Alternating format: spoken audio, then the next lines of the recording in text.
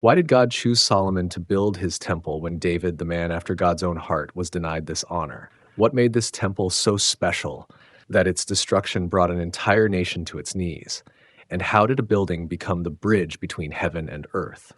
If you've ever wondered about the complete story behind the Temple of Solomon, from God's specific instructions to its magnificent construction, from its golden age to its ultimate fate, you're in exactly the right place. We're about to journey through one of the most fascinating chapters in biblical history. Before stone met stone, before cedar touched gold, there was thunder, the kind that rolls across mountains and settles deep in human hearts. This thunder carried a promise that would echo through centuries. But before we begin, if you're new to this channel, consider hitting that like button and subscribing if you haven't already. Your support means we can continue producing these types of videos to help you learn something new or pass the time. Also, let us know where you're watching from and what time it is. We're building a global community here so you can meet and connect with like-minded folks from around the world in the comment section down below. The thunder before the temple. Picture the garden. Eden bloomed perfect under ancient skies. Adam walked with God in the cool of evening. No barriers stood between heaven and earth. Divine presence flowed like water through every leaf, every breath. But humanity chose a different path. The garden closed. The presence withdrew behind cherubim and flaming swords. Yet God's heart remained unchanged. The desire to dwell among people burned constant as stars. What followed was a long, patient courtship between heaven and earth. Moses climbed Sinai's jagged slopes. Lightning split the darkness. Thunder shook the mountain until its base smoked like a furnace. God descended in fire. The people trembled in the valley below, begging Moses to speak for them. They could not bear the direct touch of holiness.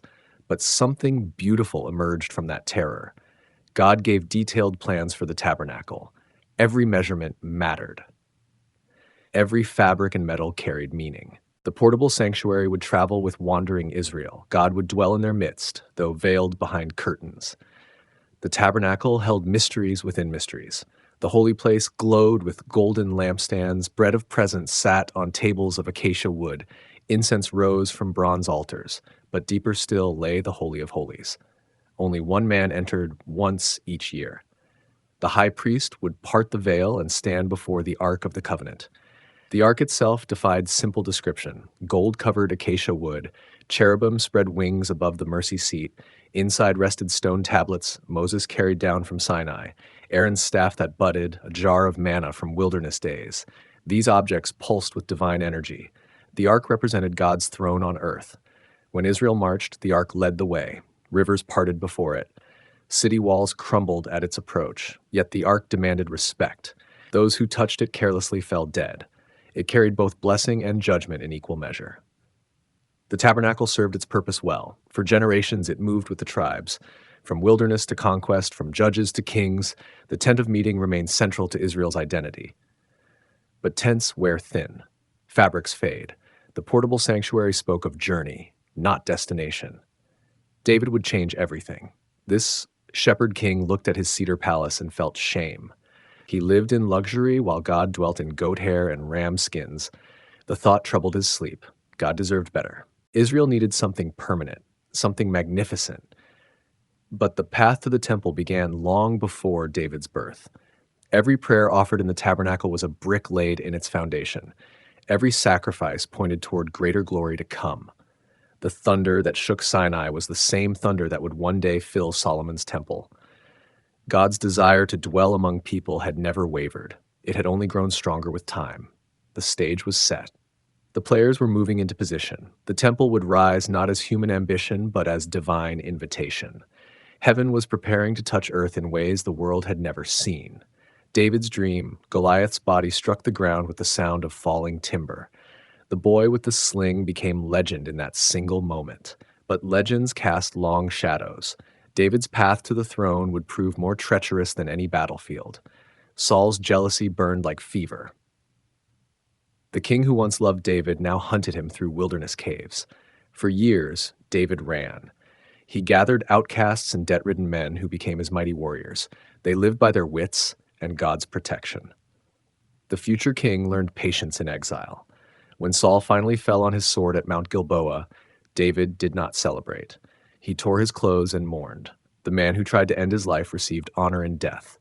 This was David's way. Fierce in battle, tender in victory. The tribes gathered at Hebron, oil poured over David's head as he knelt before the elders. At 30, the shepherd became king.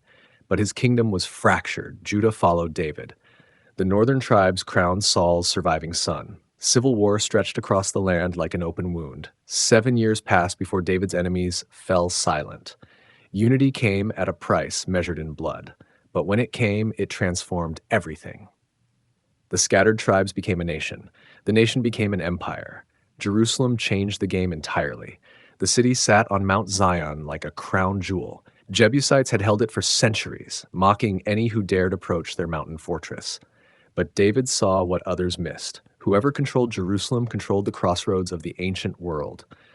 The conquest was swift and clever. David's men crawled through water tunnels while the defenders watched the walls. By dawn, David's banner flew from the highest tower. The city of David was born. But Jerusalem offered something beyond military advantage. It belonged to no single tribe, neutral ground where all 12 could gather, a capital that unified rather than divided. David moved his court to the mountain city and transformed it into the beating heart of Israel. The Ark of the Covenant had waited long enough in obscurity. David ordered its return to Jerusalem with celebration that shook the mountains. Priests carried the sacred chest while thousands danced. David himself leaped before the Lord until his royal robes flew wild. His wife Michal watched from a palace window, ashamed of her husband's abandon. But David cared nothing for dignity when God was being honored. The ark found rest in a simple tent David erected in Jerusalem. Now the king could visit God's dwelling whenever he chose. The proximity stirred something deep in David's heart. He lived in a palace of cedar and stone. God lived in curtains that flapped with every breeze. One evening, as rain drummed on the palace roof, David called for Nathan the prophet. His words spilled out like water from a broken dam. I live in a house of cedar, but the ark of God remains in a tent. This cannot stand. God deserves a dwelling worthy of his glory, a temple that will make the nations wonder. Nathan's first response was enthusiasm. Do whatever is in your heart, for the Lord is with you. The prophet saw the righteousness of the request. Surely God would bless such devotion. But that night, the word of the Lord came to Nathan. The message was not what either man expected. God had never asked for a house of stone. Through all the wilderness years, through conquest and victory, the tent had served well. When the time came for a temple, God would choose the builder. The divine response carried both rebuke and promise.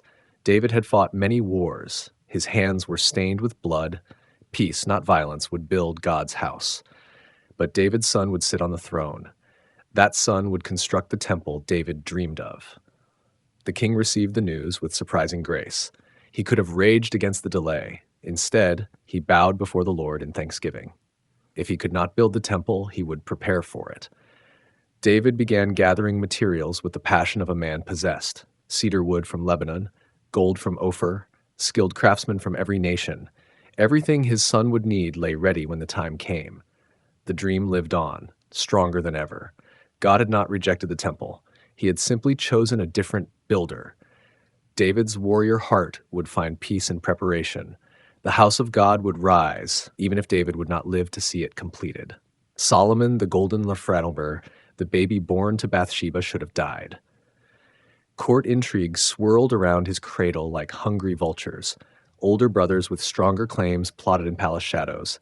But Nathan the prophet whispered a secret name over the child: Jedediah, beloved of the Lord.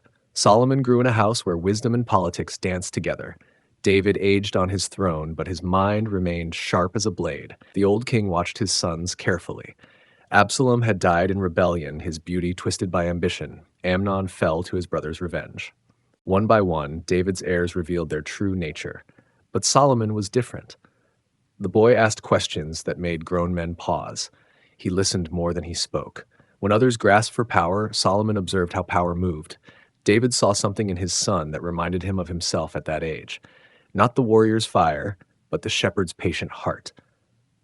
Bathsheba carried secrets that could topple kingdoms. Her marriage to David began in scandal that never fully faded. Court gossips whispered about the night the king saw her bathing from his rooftop. They spoke of Uriah the Hittite, sent to die in battle so David could claim his wife. But Bathsheba's true power lay not in past shame, but in present influence. David loved her with the deep affection of a man who had learned the cost of his desires. When David's health began to fail, the palace became a battlefield of whispered alliances. Adonijah, David's surviving eldest son, moved first. He gathered supporters and declared himself king at a feast outside Jerusalem. The sound of celebration drifted over the city walls like a challenge. Nathan the prophet moved swiftly. He found Bathsheba in her chambers and spoke with urgent clarity. "Have you not heard that Adonijah has become king while our Lord David does not know it? Come, let me give you counsel that you may save your own life and the life of your son Solomon." The plan was simple and brilliant. Bathsheba would remind David of his oath that Solomon would succeed him. Nathan would arrive moments later to confirm the crisis. Together, they would force the aging king to act. Bathsheba entered David's chamber where he lay weak but alert. Her words were measured and desperate. "My lord, you swore by the Lord your God to your servant, saying, 'Solomon your son shall reign after me.' But now Adonijah is king, and you do not know it. He has sacrificed oxen and fattened cattle and sheep in abundance, and has invited all the sons of the king and the commanders of the army and Abiathar the priest. They are eating and drinking before him and saying, 'Long live King Adonijah!' But he did not invite me, your servant, or Zadok the priest, or Benaiah, or your servant Solomon." Before David could respond fully, Nathan appeared at the door. The prophet's confirmation struck like lightning. The crisis was real. Adonijah's supporters grew by the hour. If David did not act immediately, both Solomon and Bathsheba would likely face execution as soon as Adonijah secured power. David's response revealed why he had ruled so long and so well. Despite his physical weakness, his mind cut through the confusion like a sword. He summoned his most trusted servants and gave clear commands. Solomon would be crowned that very day, not in some distant ceremony, but immediately with full royal honors. The procession to Gihon Spring unfolded like a carefully choreographed dance. Zadok the priest carried the horn of oil from the tabernacle. Benaiah led David's personal guard. Solomon rode the king's own mule, a symbol that transferred authority as surely as a crown. The horn blast that announced his anointing echoed off Jerusalem's walls and reached the ears of Adonijah's celebration. The competing feast dissolved in panic. Adonijah's supporters scattered like leaves in a storm. The would-be king himself fled to the horns of the altar, grasping for sanctuary. Solomon's first act as king showed the wisdom that would define his reign. Instead of executing his rival brother, he offered mercy with conditions. If he proves himself a worthy man, not one of his hairs shall fall to the earth, but if wickedness is found in him, he shall die. The transfer of power was complete. David had kept his promise to Bathsheba and secured his son's future. But the real work was just beginning. Solomon inherited an empire at its peak, but empires require different skills than kingdoms. The warrior king had given way to one who would need to rule through wisdom rather than strength. As David prepared for his final rest, he called Solomon to his side. The old king's last words were part blessing, part warning. "Be strong and show yourself a man. Keep the charge of the Lord your God, walking in his ways and keeping his statutes, his commandments, his rules, and his testimonies. Then you will prosper in all that you do, and wherever you turn, you turn." The golden age was about to begin. But gold can shine brilliantly and still be tested by fire. Solomon would discover that divine blessing and human wisdom must work together if the throne was to endure. Blueprint from heaven. The dream came like thunder wrapped in light. Solomon lay sleeping on his royal bed when heaven opened above him. God himself stood in the chamber, not as distant deity, but as friend, offering the deepest gift possible. "Ask what I shall give you." The young king could have requested anything: armies that never lose, riches beyond counting, a life that stretches through centuries. But Solomon's heart revealed its true nature in that sacred moment. "Give your servant an understanding heart to govern your people, that I may discern between good and evil. For who is able to govern this great people of yours?" God's pleasure at the request filled the dream with warmth. The king had asked for wisdom to serve others rather than power to serve himself. Therefore, he would receive not only wisdom, but also riches and honor beyond any king before or after him. The dream faded, but its gift remained. When Solomon woke, he knew everything had changed. The weight of divine blessing settled on his shoulders like a mantle woven from starlight. His first test came swiftly. Two women stood before his throne, both claiming the same baby as their own. The dead child lay between them as evidence of a tragedy that could not be undone. The case seemed impossible to judge. No witnesses, no evidence beyond the tears of mothers. But wisdom moved through Solomon like water through a channel. His solution was both terrible and brilliant. Bring me a sword. Divide the living child in two and give half to the one and half to the other. The false mother nodded in grim satisfaction. If she could not have the child, neither should her rival. But the true mother's heart broke at the suggestion. Please, my lord, give her the living child, and by no means put him to death. Love revealed itself in her willingness to surrender rather than see harm come to her son. Solomon's judgment became legend within hours. The baby went to his real mother.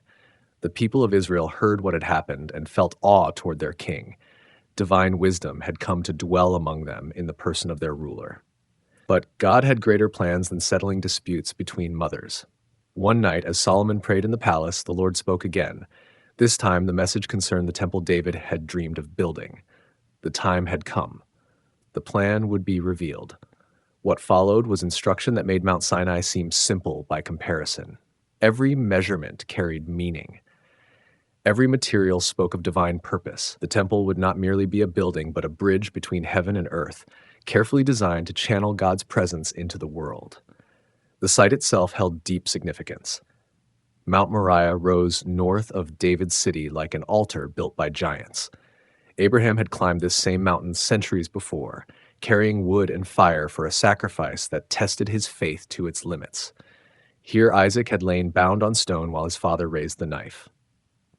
Here the angel of the Lord had provided a ram in the thicket and sworn by God's own name that blessing would flow to all nations through Abraham's seed. David had purchased the mountain from Araunah the Jebusite during a plague that swept Jerusalem. The king had refused to offer God something that cost him nothing. Full price was paid for every stone and clod of earth. Now Solomon would transform that ancient threshing floor into the dwelling place of the Most High. The dimensions revealed perfect harmony. The temple would stretch 60 cubits long, 20 cubits wide, and 30 cubits high. These numbers were not arbitrary, but reflected divine mathematics that governed creation itself. The building would face east toward the rising sun, its entrance welcoming light as it banished darkness. 3 distinct areas would divide the sacred space. The porch or vestibule would serve as threshold between common and holy ground. The holy place would house the golden altar of incense, the table for bread of presence, and 10 golden lampstands that would burn continually. But deepest of all lay the Holy of Holies, a perfect cube, 20 cubits in every direction. Here the Ark of the Covenant would rest in darkness thick with presence. The interior design revealed layer upon layer of meaning. Cedar wood would line every wall, carved with flowers and palm trees and cherubim that seemed almost alive. Gold would cover everything, transforming the inner chambers into caverns of light. The floors themselves would gleam with golden boards fitted together without gaps, but the most striking feature would be the great bronze pillars that flanked the entrance. Each would rise 18 cubits high, crowned with capitals carved like lilies blooming from bronze. Their names would be Jachin and Boaz. Establishment and strength. Together they would proclaim that this house was built to endure until the end of time. The courtyard would extend the sacred space outward in carefully measured stages. Here, priests would offer daily sacrifices on the great bronze altar. The bronze sea, a massive basin held aloft by 12 bronze oxen, would provide water for ritual cleansing. 10 smaller lavers on wheeled stands would serve the daily needs of temple service. Solomon studied every detail until they burned in his memory like brands. The temple would be more than architecture. It would be theology made visible, a place where earth and heaven met in harmony. Every stone would sing of God's glory. Every golden surface would reflect divine light into human darkness. The blueprint was complete. Now came the harder task, of transforming vision into reality. But Solomon felt no fear as he contemplated the work ahead. God had given the plan. God would provide the means. The house of the Lord would rise on Mount Moriah as surely as the sun rose each morning in the east. A kingdom mobilized dawn broke over Jerusalem to the sound of hammers and saws. Solomon's dream had become the empire's obsession. Every corner of the kingdom buzzed with preparation. The temple would not rise through royal decree alone, but through the coordinated effort of an entire nation, awakening to its destiny. The numbers defied imagination. 30,000 men would serve in rotating shifts, 10,000 at a time, traveling north to Lebanon. There, they would work alongside Hiram's skilled lumbermen, cutting cedars that had grown for centuries on the mountain slopes. Each month, a fresh rotation would journey to the forests, while the previous shift returned home to tend their families and fields. But logging was only the beginning. 70,000 porters would carry the massive stones and timber from quarries and forests to Jerusalem. Their paths crisscrossed the kingdom like veins carrying lifeblood to the heart.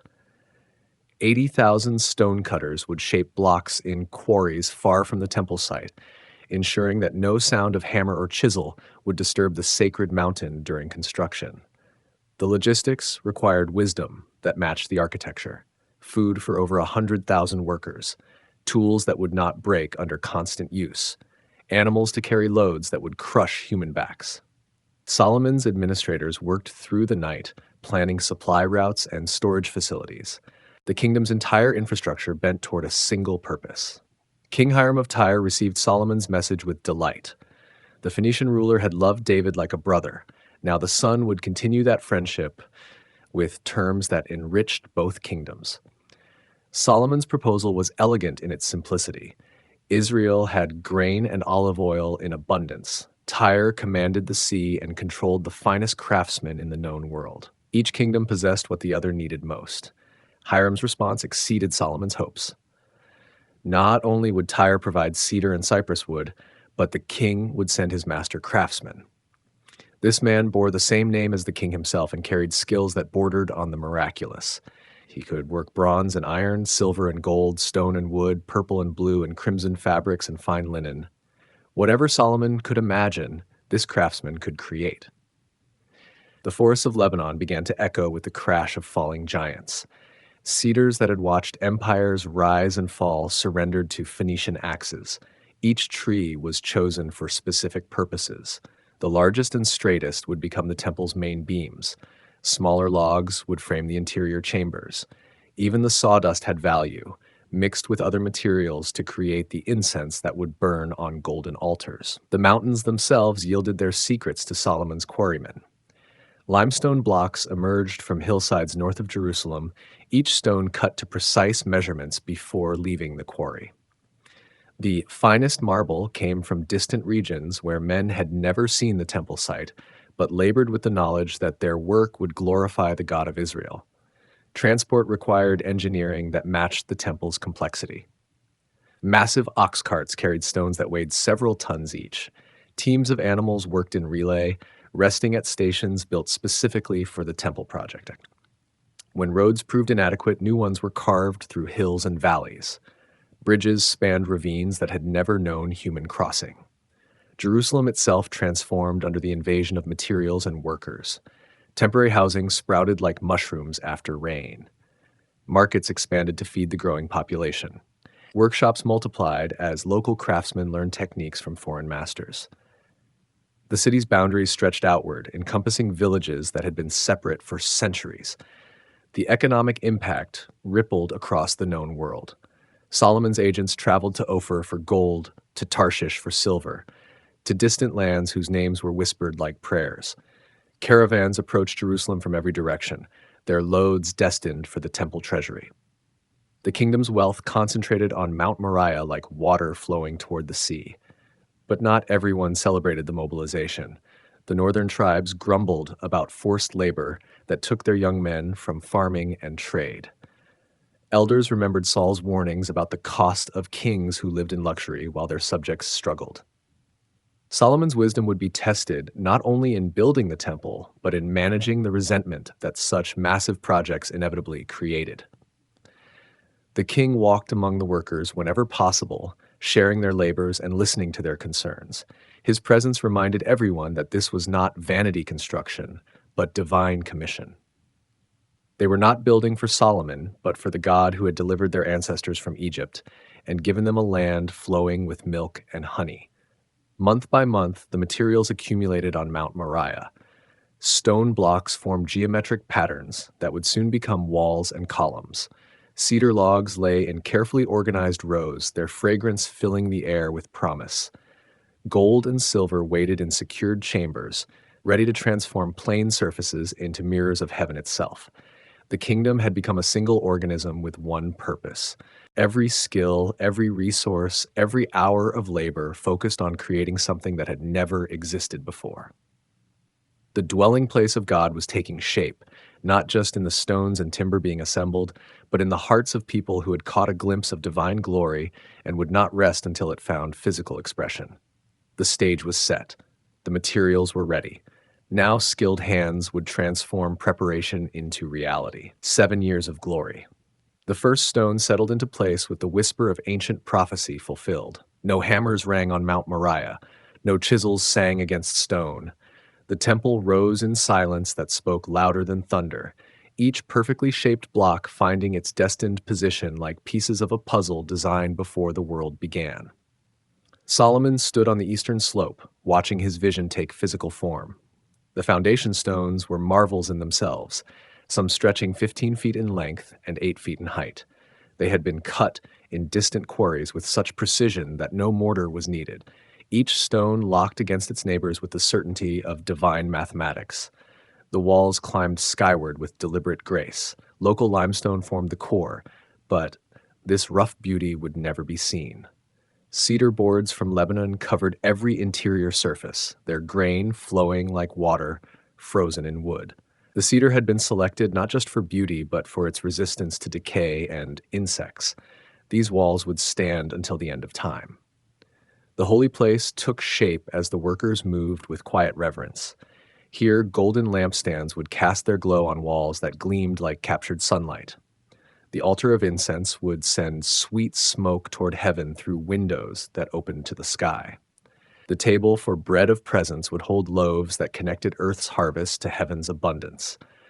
But it was the Holy of Holies that truly tested the craftsman's skill. This perfect cube would house the Ark of the Covenant in darkness, so complete that only faith could navigate its depths.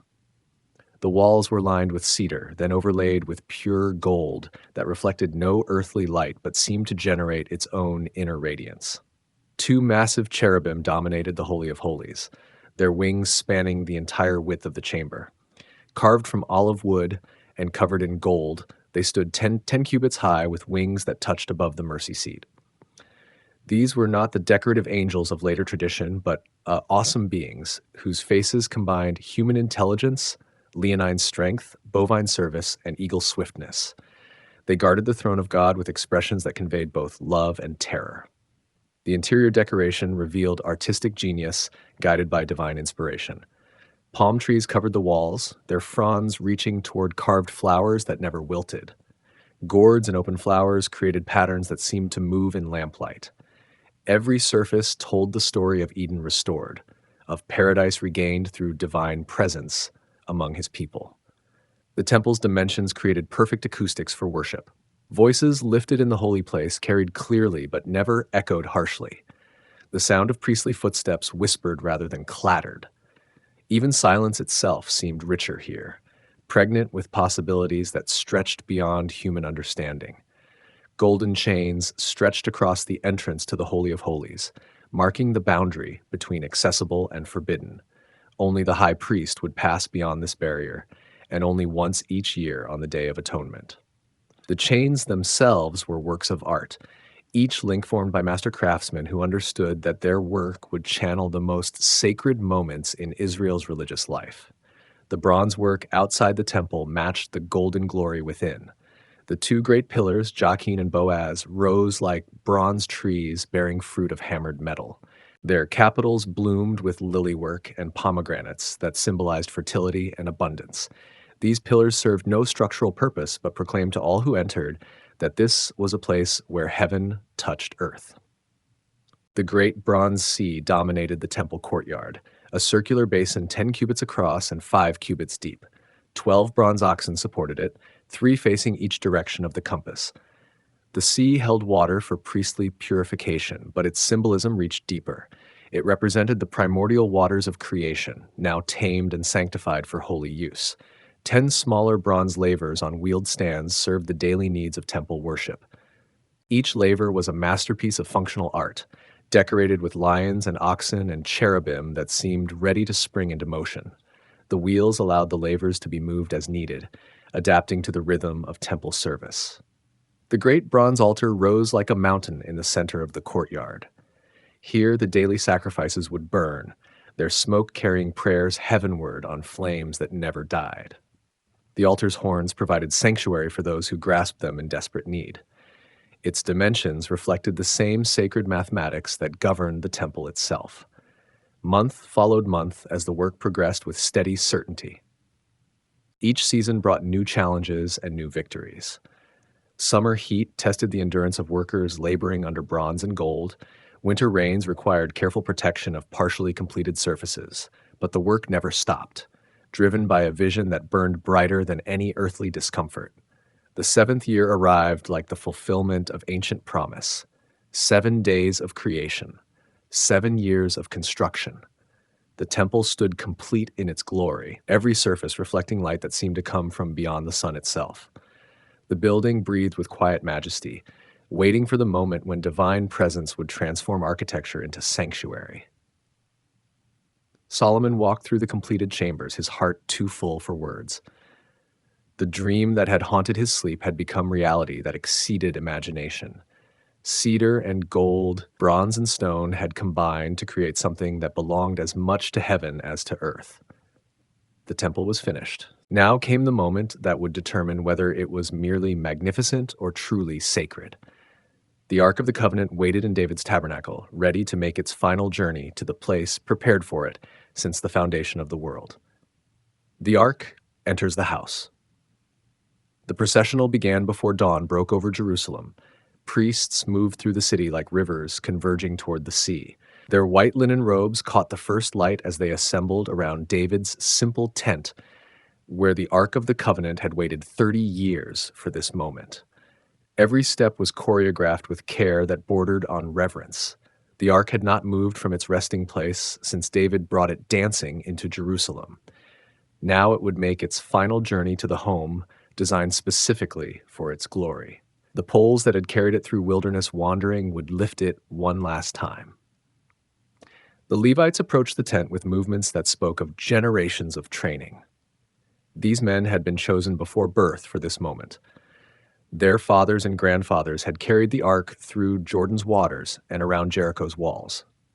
Now they would complete the journey that began when Moses first assembled the tabernacle in Sinai's shadow.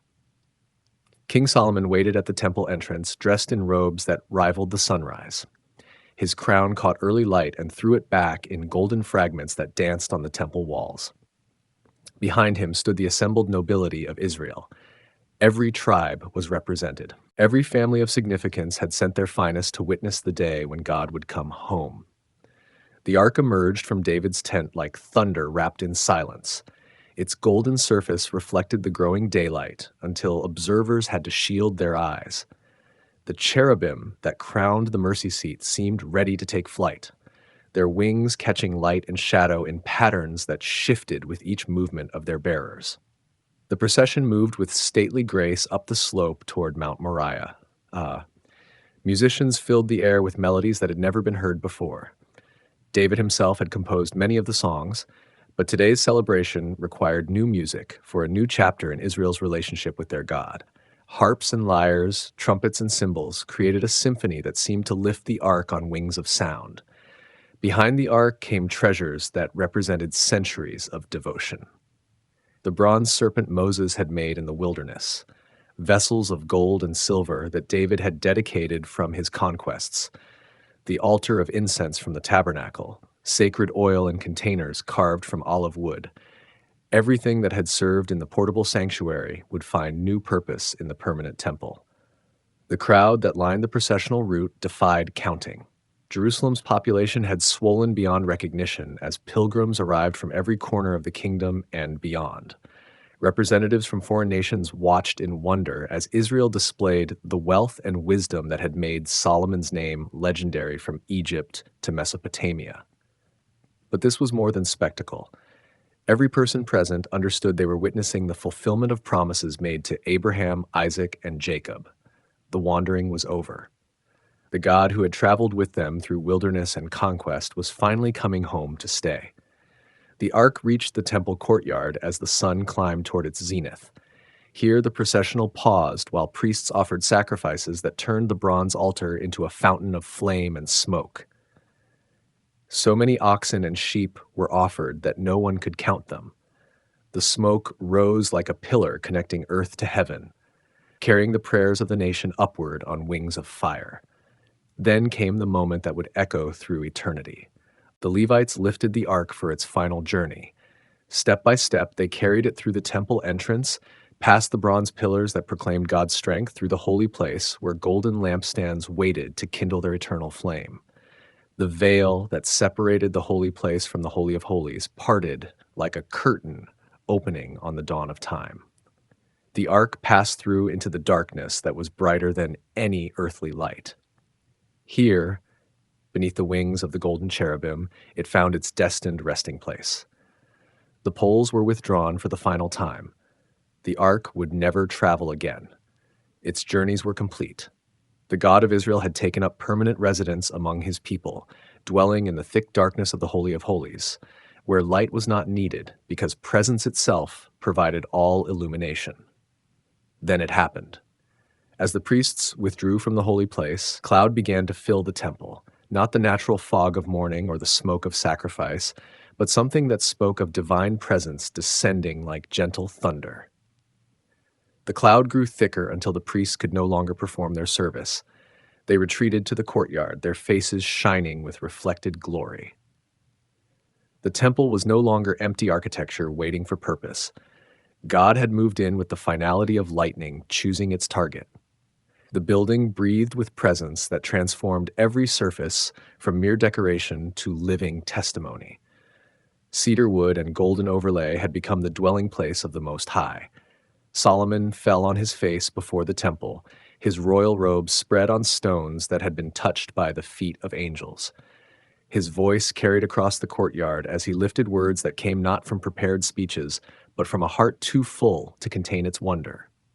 The Lord has said that he would dwell in thick darkness.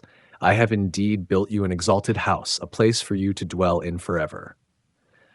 The cloud that filled the temple began to overflow into the courtyard, touching priests and people with the gentle weight of divine approval. Heaven had come to earth. The temple was no longer a building but a bridge. The age of glory had truly begun. Solomon's longest prayer. The king stood before the temple as morning light touched its golden surfaces. Around him spread the assembled nation of Israel, their faces turned toward the house where God had chosen to dwell. This was the moment Solomon had prepared for since the first stone was laid. Not just the dedication of a building, but the consecration of a covenant that would bind heaven to earth until time itself grew old. Solomon's voice carried across the courtyard with the authority of one who had spoken with God in dreams. His words began not with royal proclamation, but with humble acknowledgement of divine mystery. But will God indeed dwell on the earth? Behold, heaven and the highest heaven cannot contain you. How much less this house that I have built? The prayer that followed revealed depths of wisdom that went beyond human learning. Solomon had pondered the meaning of the temple through 7 years of construction. Now his understanding poured forth like water from a spring that had been sealed until this moment of completion. Yet have regard to the prayer of your servant and to his plea, O Lord my God, listening to the cry and to the prayer that your servant prays before you this day, that your eyes may be open night and day toward this house, the place of which you have said, my name shall be there, that you may listen to the prayer that your servant offers toward this place. The king's words painted pictures of future that stretched across centuries. He saw Israel in prosperity and Israel in defeat. He saw the temple filled with worshipers and the temple standing empty. His prayer was not celebration but prophecy, acknowledging both the glory of the present moment and the struggles that lay ahead. When your people Israel are defeated before the enemy because they have sinned against you, and if they turn again to you and acknowledge your name and pray and plead with you in this house, then hear in heaven and forgive the sin of your people Israel, and bring them again to the land that you gave to their fathers. Solomon's prayer acknowledged the harsh reality of human nature. The people would not remain faithful. They would chase after other gods and break the covenant that bound them to the Lord. But even in their rebellion, the temple would stand as a beacon calling them home. When they returned with broken hearts and empty hands, God would hear their cries and restore what had been lost. The king spoke of drought and famine, of plague and blight that would test the nation's faith. He saw locusts darkening the sky and foreign armies camping outside Jerusalem's walls. But for every disaster, he offered the same solution: turn toward the temple, pray toward the house where God's name dwells. Find forgiveness in the place where sacrifice meets mercy. His words reached beyond Israel to embrace the nations that watched from distant lands. Likewise, when a foreigner, who is not of your people Israel, comes from a far country for your name's sake, for they shall hear of your great name and your mighty hand, and of your outstretched arm, when he comes and prays toward this house, hear in heaven your dwelling place, and do according to all for which the foreigner calls to you. The vision was breathtaking in its scope. The temple would draw seekers from every corner of the earth.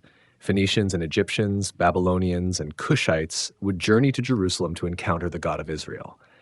The house built for one nation would become a lighthouse for all peoples, searching for divine truth. Solomon's prayer climaxed with words that seemed to come from beyond his own understanding. He spoke of exile and return, of scattering and regathering, of judgment and restoration. The temple would witness Israel's greatest triumphs and deepest defeats.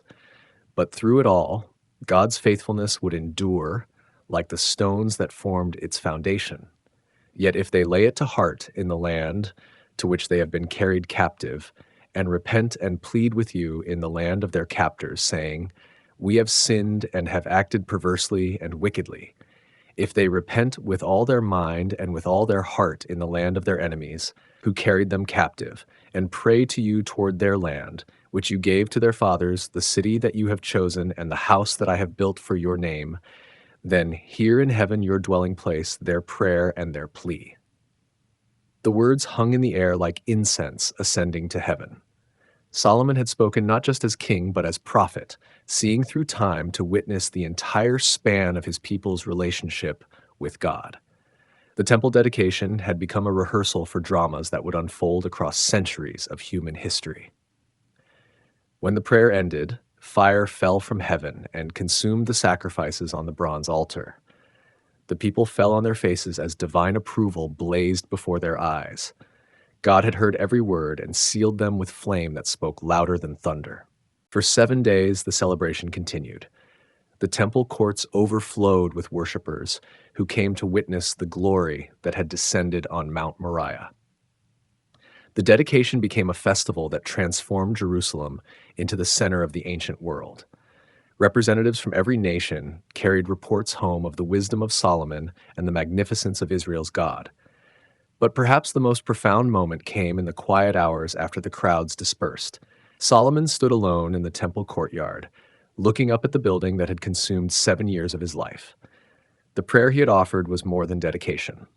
It was surrender. He had acknowledged that the temple belonged not to him, but to the God who had chosen to dwell within its walls. The golden house stood silent in the moonlight, its surfaces reflecting stars that seemed close enough to touch. Inside, the Ark of the Covenant rested in darkness that pulsed with presence. The temple was no longer empty architecture, but living sanctuary where heaven and earth met in perfect harmony. Solomon's prayer had accomplished something beyond the dedication of a building. It had established the spiritual constitution that would govern Israel's relationship with God for generations to come. The temple was not just a place, but a promise. Not just a building, but a bridge. The dwelling place of God had opened its doors to all who would seek the Lord with sincere hearts. The temple system dawn brought the first stirring of activity to the temple courts. Priests moved through the darkness like shepherds tending flocks that never slept. The fire on the bronze altar had burned through the night, its flames reaching towards stars that faded as morning light touched the eastern horizon. The daily sacrifice began before the first worshiper arrived. A lamb without blemish was examined by experienced eyes that could detect the smallest flaw. The animal had to be perfect, reflecting the holiness of the God to whom it would be offered. Every spot, every mark disqualified it from service on the altar, where only perfection was acceptable. The priest who performed the morning sacrifice had prepared through ritual washing that symbolized inner purification. His white linen garments gleamed in the lamplight, marking him as one set apart for sacred service. The cutting of the lamb's throat was swift and merciful, its blood caught in golden bowls that reflected the flames dancing on the altar. Blood marked the boundaries between life and death, between holy and common, between forgiven and condemned. The priest sprinkled it on the altar's horns while the fire consumed flesh that would never feed human hunger. The smoke that rose carried more than the scent of burning meat. It carried prayers and hopes, confessions and thanksgivings from hearts that understood their need for divine mercy. Inside the holy place, other priests tended the golden lampstands that burned with oil pressed from olives grown in sacred groves. 7 flames danced in perfect symmetry, casting light on walls that gleamed like captured sunlight. The lamps never went out, symbolizing the eternal nature of God's covenant with Israel. The table of bread held 12 loaves, one for each tribe of Israel. Fresh bread replaced the old each Sabbath in a ceremony that connected harvest to hope. The priests who removed the bread would eat it in the holy place, transforming common grain into communion with the divine. Nothing in the temple lacked meaning. Every action spoke of relationship between God and his chosen people. The altar of incense sent sweet smoke toward heaven through windows that opened to the sky. Frankincense and myrrh, cinnamon and cassia blended in proportions that had been revealed to Moses on Mount Sinai. The fragrance spoke of prayers rising like smoke, of worship ascending like flames that reached beyond the physical realm into the presence of God himself. The high priest moved through these rituals with reverence that bordered on terror. Once each year on the Day of Atonement, he would pass beyond the veil into the Holy of Holies, where the Ark of the Covenant waited in darkness that blazed brighter than any earthly light. Even his preparation for that moment required days of purification and prayer. The bronze sea in the courtyard provided water for the constant washing that temple service required. Priests cleansed their hands and feet before approaching any sacred object. The 10 smaller lavers served similar purposes, their wheeled stands allowing them to be moved as needed throughout the temple complex. Purity was not optional, but essential for anyone who would serve in God's house. Ordinary Israelites brought their offerings through gates that opened onto scenes of carefully organized activity. Lambs and doves, grain and oil, wine and incense flowed through the temple system like lifeblood through veins. Each offering represented relationship between the giver and God, mediated by priests who understood the sacred mathematics of sacrifice and forgiveness. The festivals transformed the temple into the beating heart of national identity. Passover brought pilgrims from every corner of the kingdom to remember the night when death passed over houses marked with lamb's blood. The Feast of Weeks celebrated the first fruits of harvest and the giving of the law on Mount Sinai. The Feast of Tabernacles recalled wilderness wandering while celebrating present abundance. During these festivals, the temple courts overflowed with celebrants whose joy echoed off stone walls and golden surfaces. Musicians played instruments crafted specifically for temple worship. Singers lifted voices trained from childhood to carry melodies that seemed to bridge earth and heaven. The sound of worship rose like incense, filling the air with praise that could be heard throughout Jerusalem. The temple treasury accumulated wealth that exceeded the resources of most kingdoms. Gold and silver flowed in from conquered territories and trading partnerships. Precious stones found their way into temple vessels that gleamed like captured stars. The wealth served not royal luxury but divine worship, transformed from earthly treasure into offerings that honored the King of all creation.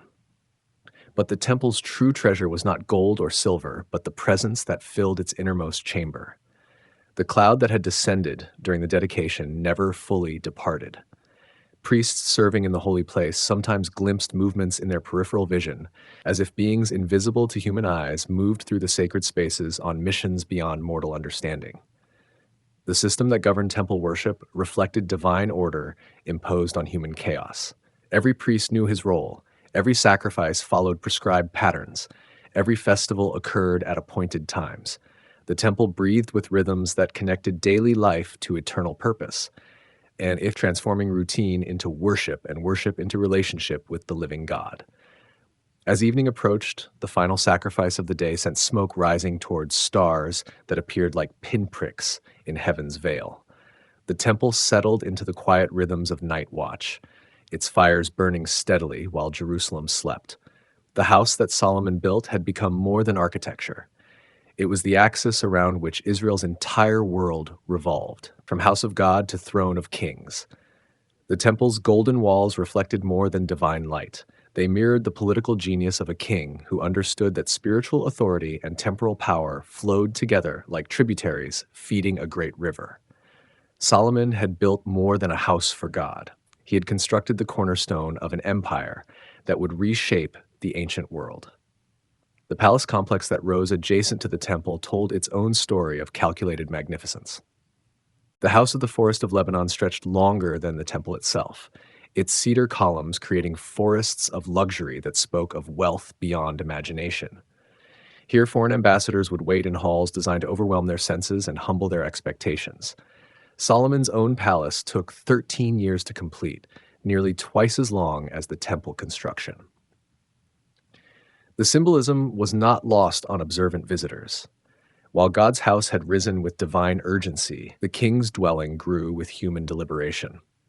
Every room proclaimed the glory of the ruler who had achieved what no Israelite king before him had dared to attempt.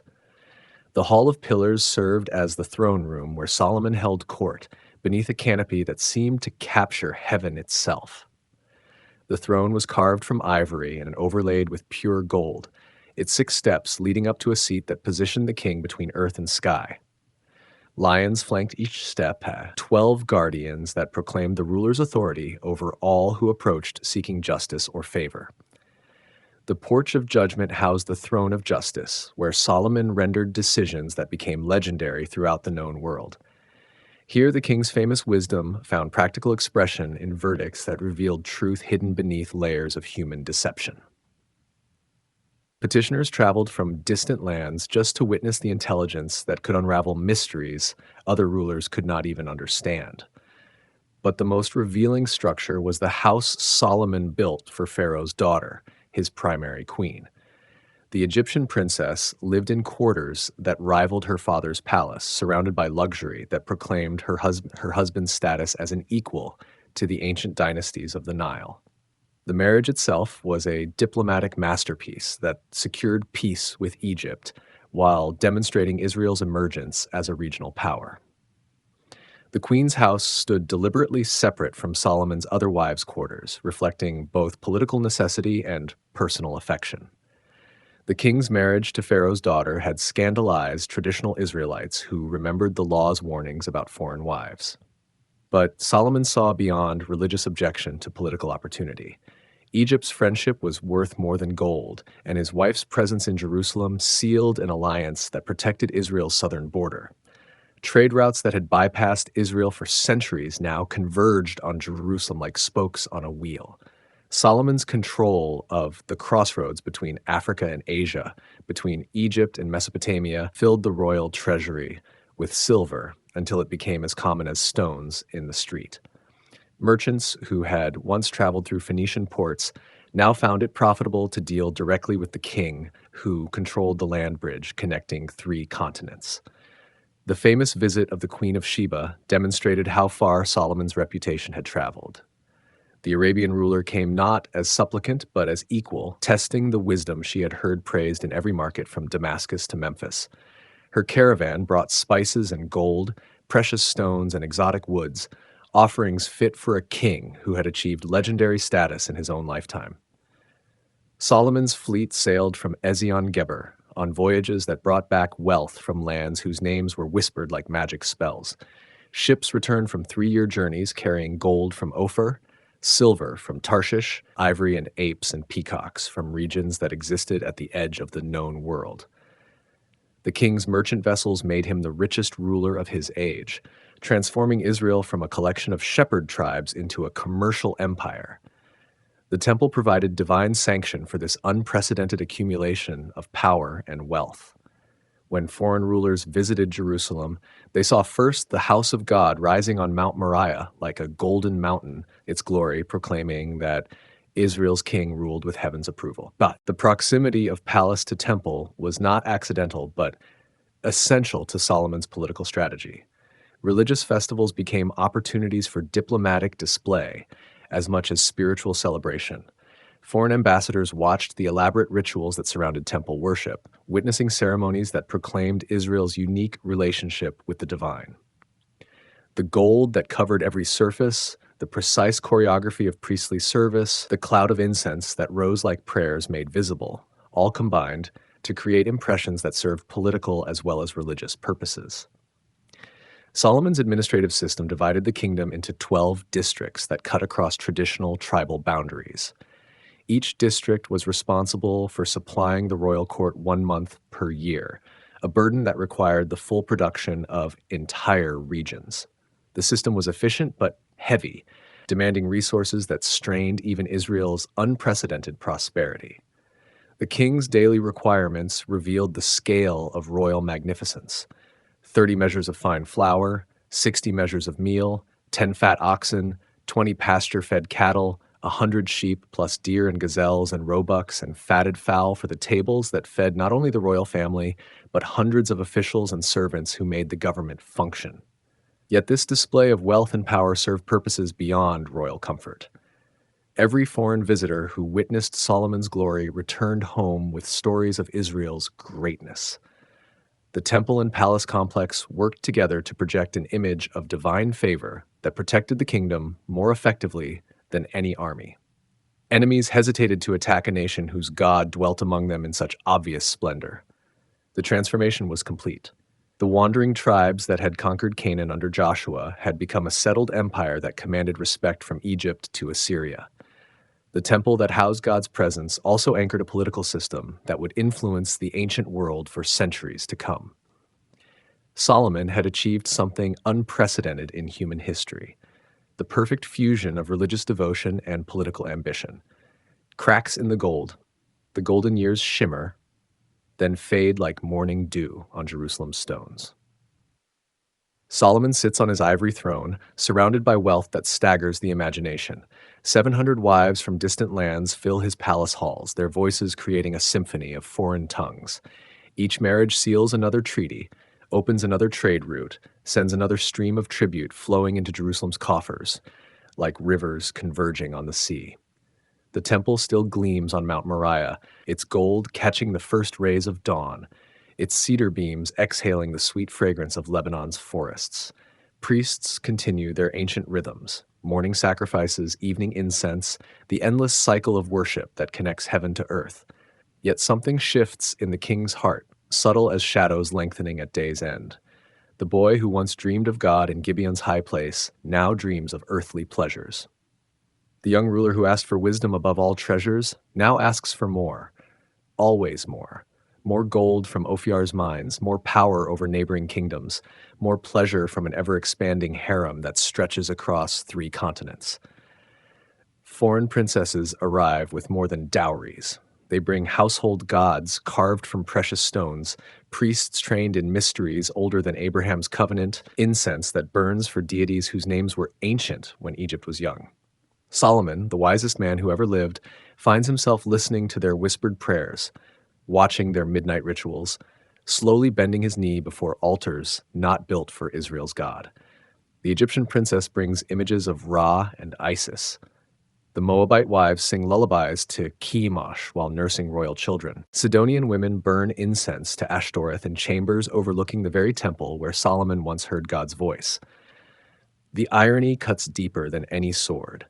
The builder of God's house now constructs shrines for competing deities on the hills surrounding Jerusalem. High places rise like mushrooms after rain. Cedar and stone that should honor the covenant instead shelter foreign worship. The king who once united Israel under one God now fragments the nation's devotion among many. Each shrine represents another crack in the foundation of faith, another step away from the divine calling that shaped his youth. The burden of Solomon's building projects settles on Israel's shoulders like a yoke of iron. Forced labor gangs work the quarries from dawn to dusk, their hammers ringing against stone in rhythms that speak of weariness rather than worship. Taxes drain the northern tribes, flowing south to fund construction projects that seem to multiply like desert sand. Cedar comes from Hiram of Tyre, but at prices that empty the royal treasury. Gold arrives from distant Ophir, but the ships return less frequently now, their holds carrying more exotic luxuries than practical wealth. The economy that once prospered now strains under the weight of royal excess. Northern tribal leaders gather in their ancestral territories, speaking in hushed tones of burdens their fathers never bore. The unity that David forged through blood and brotherhood begins to crack like sun-baked clay. Old divisions, buried under decades of prosperity, stir to life again. Prophets walk Jerusalem's streets with troubled faces, their eyes seeing what others cannot or will not perceive. They watch wealth corrupt wisdom, observe power breeding pride, witness faith fragmenting into 1,000 competing loyalties. Their warnings fall on ears deafened by the constant ring of gold coins, their voices drowned by the sound of foreign drums beating rhythms for alien gods. Nathan the prophet, who once confronted David with a simple story about a stolen lamb, grows old watching Solomon's spiritual decline. The divine presence that once filled the temple during its dedication seems to withdraw like tide from the shore. God's voice, once clear as mountain springs, fades to whisper, then to silence. In Damascus, a young prince named Rezon gathers malcontents and rebels. His hatred of Solomon burns bright as forge fire, fed by memories of territories lost to Israel's expansion, of tribute paid under duress, of independence traded for survival. He builds his strength carefully, waiting for the moment when Solomon's grip weakens. In Edom, Prince Hadad returns from Egyptian exile, his heart carrying decades of resentment like glowing coals. The boy who once fled Solomon's conquest now returns as a man, backed by Pharaoh's gold and armed with bitter determination. The empire that seemed so solid, so permanent, reveals its fault lines like a cracked foundation under stress. Solomon's heart grows cold toward the covenant that shaped his youth, the promises that elevated his father from shepherd boy to king. The temple becomes less a house of prayer, more a symbol of royal authority. Its sacred vessels gleam with polish, but their sacred purpose dims like oil lamps running low on fuel. Ritual continues, but relationship withers. Late at night, in his chamber overlooking the Temple Mount, Solomon writes by flickering candlelight. His words speak of vanity, of chasing wind across empty deserts, of the hollowness that gold cannot fill and power cannot satisfy. The man who possessed everything the world could offer discovers he holds nothing that truly matters. Ecclesiastes flows from his pen like tears, each verse a confession of spiritual bankruptcy disguised as philosophical reflection. The golden facade develops hairline fractures that spread with each passing season. Palace intrigues multiply as foreign wives compete for their children's inheritance rights. Court advisors divide into factions, some favoring this prince, others supporting that princess. The wisdom for which Solomon was renowned becomes clouded by conflicting counsel from too many sources. What began as divine blessing slowly transforms into human curse. The temple endures, its walls still strong, its gold still bright, but its builder's faith crumbles like ancient parchment exposed to desert winds. The cracks in Solomon's character become cracks in the kingdom's foundation, spreading outward through the nation like fractures in shattered stone. A kingdom torn in two, Solomon dies as autumn leaves fall in Jerusalem, and the kingdom shivers like a tree before winter storms. His reign of 40 years ends not in the glory of his golden prime, but in the shadows of compromise and spiritual decline. The man who built the temple for God's glory takes his final breath surrounded by foreign gods and forgotten covenants. His son Rehoboam inherits more than a crown. He receives a kingdom straining at its seams, northern tribes groaning under decades of heavy taxation, a people whose unity exists more in memory than reality. The young king faces his first test before the royal seal has dried on Solomon's tomb. The northern tribes send word to Shechem, the ancient gathering place where Abraham first heard God's promise, where Jacob returned from his exile, where Joshua renewed the covenant after conquering Canaan. Their message is simple but loaded with generations of resentment. Come north, Rehoboam. Receive our allegiance. But first, hear our terms. Rehoboam travels north with all the pomp his father taught him to love. Golden chariots roll through dust clouds raised by 1,000 horses. Courtiers in silk and purple follow their young king like peacocks following their leader. The display is meant to impress, but it achieves the opposite. Every golden ornament reminds the northern tribes of the taxes that paid for such excess. At Shechem, beneath the oak trees that have witnessed centuries of covenant making, the tribal elders wait with patient faces and hard hearts. Jeroboam stands among them, recently returned from Egyptian exile where he fled Solomon's wrath years earlier. His presence adds weight to the northern cause, legitimacy to their grievances.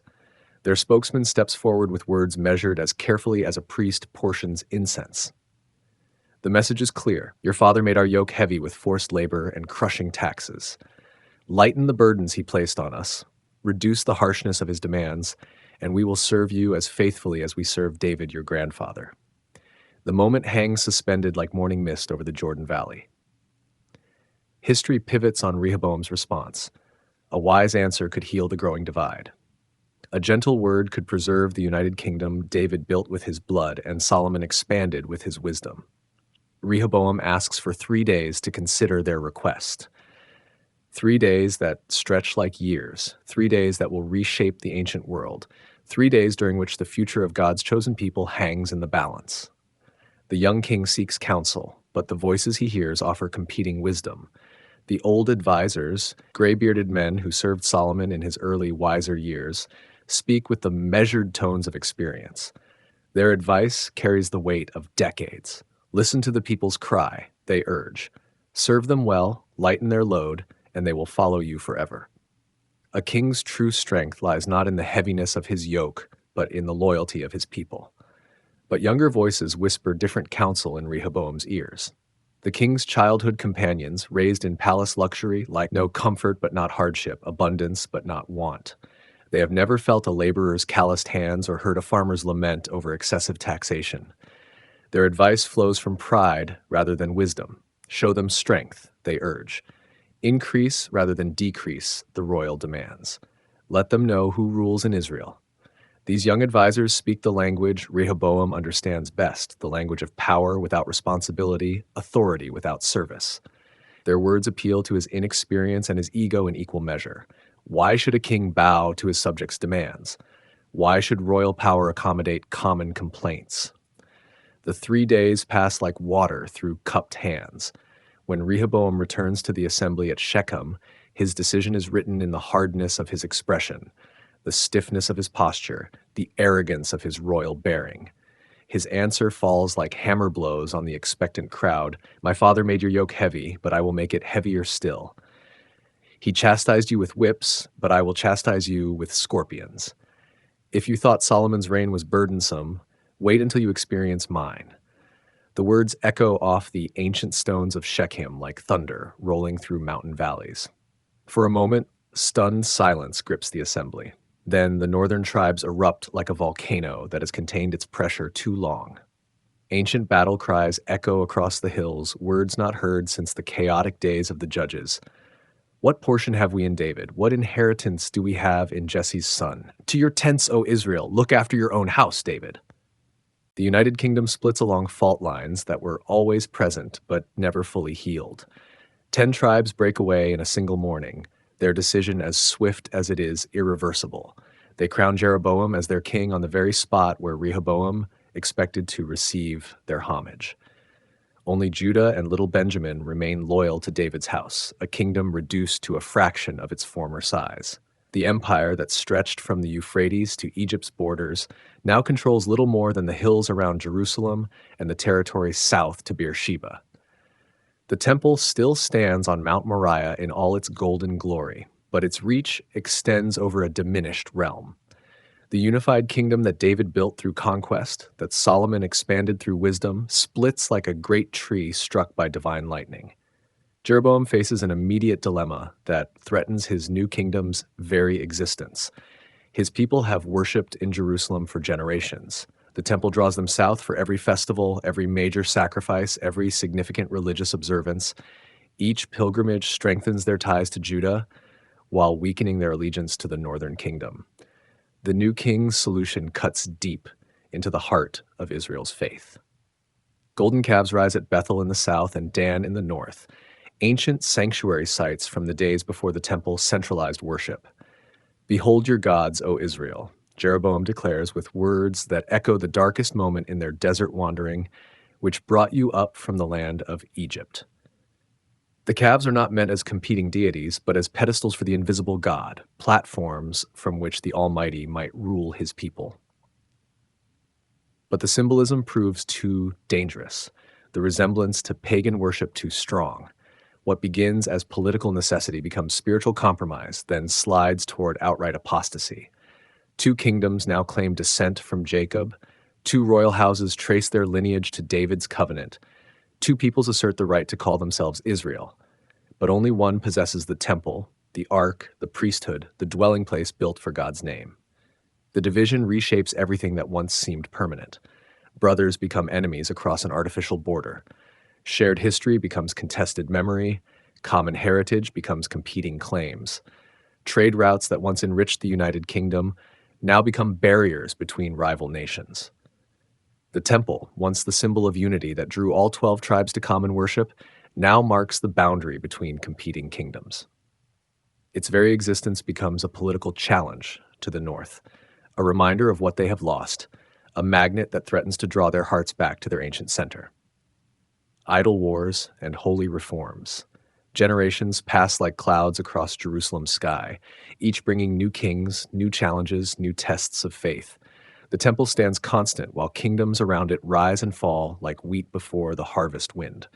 Some rulers walk in David's footsteps, following the ancient paths of righteousness. Others chase foreign gods with the enthusiasm their ancestor Abraham once reserved for the one true God. The temple becomes more than a building. It transforms into a battlefield for Judah's soul, a barometer of the nation's spiritual health, a mirror reflecting each generation's relationship with their covenant God. Its stones witness both the heights of religious devotion and the depths of spiritual apostasy. King Ahaz rules in Jerusalem when the great Assyrian war machine rolls westward like an iron tide. The northern kingdom of Israel stands directly in its path, and Ahaz watches with growing terror as city after city falls to winged bulls and bearded kings depicted in Assyrian art. Samaria itself totters on the edge of destruction, its people facing deportation to distant lands. Fear grips Ahaz's heart with claws of ice. The same fate that befalls Israel might easily overtake Judah. His small kingdom possesses neither Israel's population nor its military strength. When Assyrian messengers arrive demanding tribute, the young king faces an impossible choice: resist and face annihilation, or submit and become a vassal. In desperation, Ahaz strips gold from the temple doors, the very portals through which worshippers enter God's house. He tears silver fixtures from the sanctuary walls, melts down sacred vessels that once held offerings, and sends it all as tribute to Tiglath-Pileser, the Assyrian emperor whose name strikes terror across the ancient world. But tribute money alone cannot satisfy Ahaz's panic or guarantee his survival. Political submission requires religious acknowledgement in the ancient world. When the Assyrian king summons Ahaz to Damascus to receive his vassal's oath, the Judean monarch sees more than he bargained for. In Damascus stands an altar unlike anything in Jerusalem, a massive structure dedicated to Assyrian gods, carved with symbols of divine power that conquered nations bow before. The altar represents more than religious architecture. It symbolizes the spiritual authority that backs Assyrian political dominance. Ahaz studies the altar with the eye of a desperate man seeking any advantage. He measures its dimensions, memorizes its decorations, sketches its design on parchment that he guards like military secrets. When he returns to Jerusalem, his first command sends shockwaves through the temple establishment. Build an exact copy, he orders Urijah the priest. Construct this altar in our temple courtyard and make it the center of our worship. The priest hesitates. Such a command violates everything the temple represents, but royal authority overcomes religious scruples. The new altar rises beside the ancient bronze altar that David built, the altar where Abraham nearly offered Isaac, where countless generations brought their sacrifices to the God of their fathers. Now foreign gods share space with the Almighty. Pagan symbols stand where only the name of the Lord should be honored. Ahaz's son Hezekiah inherits a corrupted sanctuary when he becomes king at 25. The young ruler surveys the temple complex with eyes that see not magnificent architecture but spiritual devastation. Foreign altars crowd the sacred courts. Pagan priests perform alien rituals. The bronze altar of burnt offering sits abandoned like a discarded relic. Hezekiah's first royal act sends shockwaves through Jerusalem. He orders the temple cleansed from foundation to pinnacle. Workers stream into the sanctuary complex carrying out armloads of foreign idols, smashing images that have stood for years, tearing down altars that his father built with such care. The great bronze serpent that Moses crafted in the wilderness, preserved for 7 centuries as a reminder of God's healing power, meets the hammer along with Assyrian gods. It had become an object of worship rather than remembrance, receiving incense that belonged to God alone. The temple doors, sealed shut during Ahaz's reign like eyes closed against shameful sights, swing open again with creaks that echo through empty courtyards. Priests emerge blinking in sudden light, many having served in shadows for years, their proper functions reduced to maintaining foreign altars. Cleansing takes more than physical removal of corrupting influences. Hezekiah orders the temple rededicated according to ancient ritual. The bronze altar is restored to its rightful place and function. Sacred vessels that were stored away during the dark years return to their proper use. But Hezekiah's reforms reach beyond mere restoration. The young king sends messengers north to the scattered remnants of Israel, survivors of Assyrian deportation still clinging to their ancestral faith. Come south for Passover, the invitation urges. Come celebrate in Jerusalem as your fathers did in David's day. The response overwhelms expectation. From Ephraim and Manasseh, from Zebulun and Naphtali, from every corner of what was once the northern kingdom, survivors make pilgrimage to Jerusalem. The temple courts echo with voices that haven't been heard together since Solomon's golden age. For 14 days they celebrate, extending the festival beyond its prescribed week, because joy cannot be contained in normal boundaries. The temple sacrifice system operates at capacity, priests working in shifts to handle the volume of offerings brought by this unexpected multitude. Yet, even Hezekiah's righteous legacy proves fragile. His son Manasseh inherits the throne at 12 years old, and 55 years of his rule undo his father's reforms like floodwaters washing away careful gardens. Altars to foreign gods sprout in the temple courts like weeds after spring rain. Baal and Asherah, Molech and the Queen of Heaven, every deity that Hezekiah banished returns with reinforcements. Sacred prostitution, that abomination that turns worship into commerce and holiness into lust, establishes itself in the very chambers where priests once lived in purity. The ultimate blasphemy comes when Manasseh places an image of Asherah, the fertility goddess, in the Holy of Holies itself, the most sacred space in the world, where only the high priest may enter and only once each year becomes a shrine to pagan sexuality. Child sacrifice returns to Judah under Manasseh's reign. In the valley of Hinnom, just outside Jerusalem's walls, the fires of Molech burn again. Parents, driven by desperation or deceived by false promises, offer their own children to flames that promise prosperity but deliver only ash. For more than half a century, this corruption festers. An entire generation grows up seeing pagan worship as normal, temple prostitution as acceptable, child sacrifice as an unfortunate but sometimes necessary aspect of religious life. The memory of true worship grows dim like oil lamps running out of fuel. Manasseh's grandson Josiah inherits this spiritual wasteland when he becomes king at 8 years old. For the first 18 years of his reign, The young king governs a nation that has forgotten its own identity, a people whose covenant knowledge exists more in hidden scrolls than living practice. The moment of revelation comes during temple repairs in Josiah's 18th year. Workers clearing debris from forgotten chambers discover something remarkable, an ancient scroll hidden away during some previous crisis and forgotten by generations of priests. Hilkiah the high priest brings the scroll to the king with trembling hands. As the ancient words are read aloud, perhaps the book of Deuteronomy itself, perhaps a broader collection of Moses' teachings, Josiah's reaction is immediate and visceral. He tears his royal robes in anguish, his heart broken by the gap between what God requires and what his kingdom practices. The scroll contains laws his people have forgotten, blessings they have forfeited, curses that now hang over them like storm clouds ready to break. Every page indicts the current generation, every commandment highlights their failure, every promise exposes their spiritual poverty. But the ancient words also offer hope. Repentance can still avert disaster. Reform can still restore relationship. It may be late, but it is not yet too late. Josiah's reformation surpasses even Hezekiah's cleansing in its thoroughness and scope.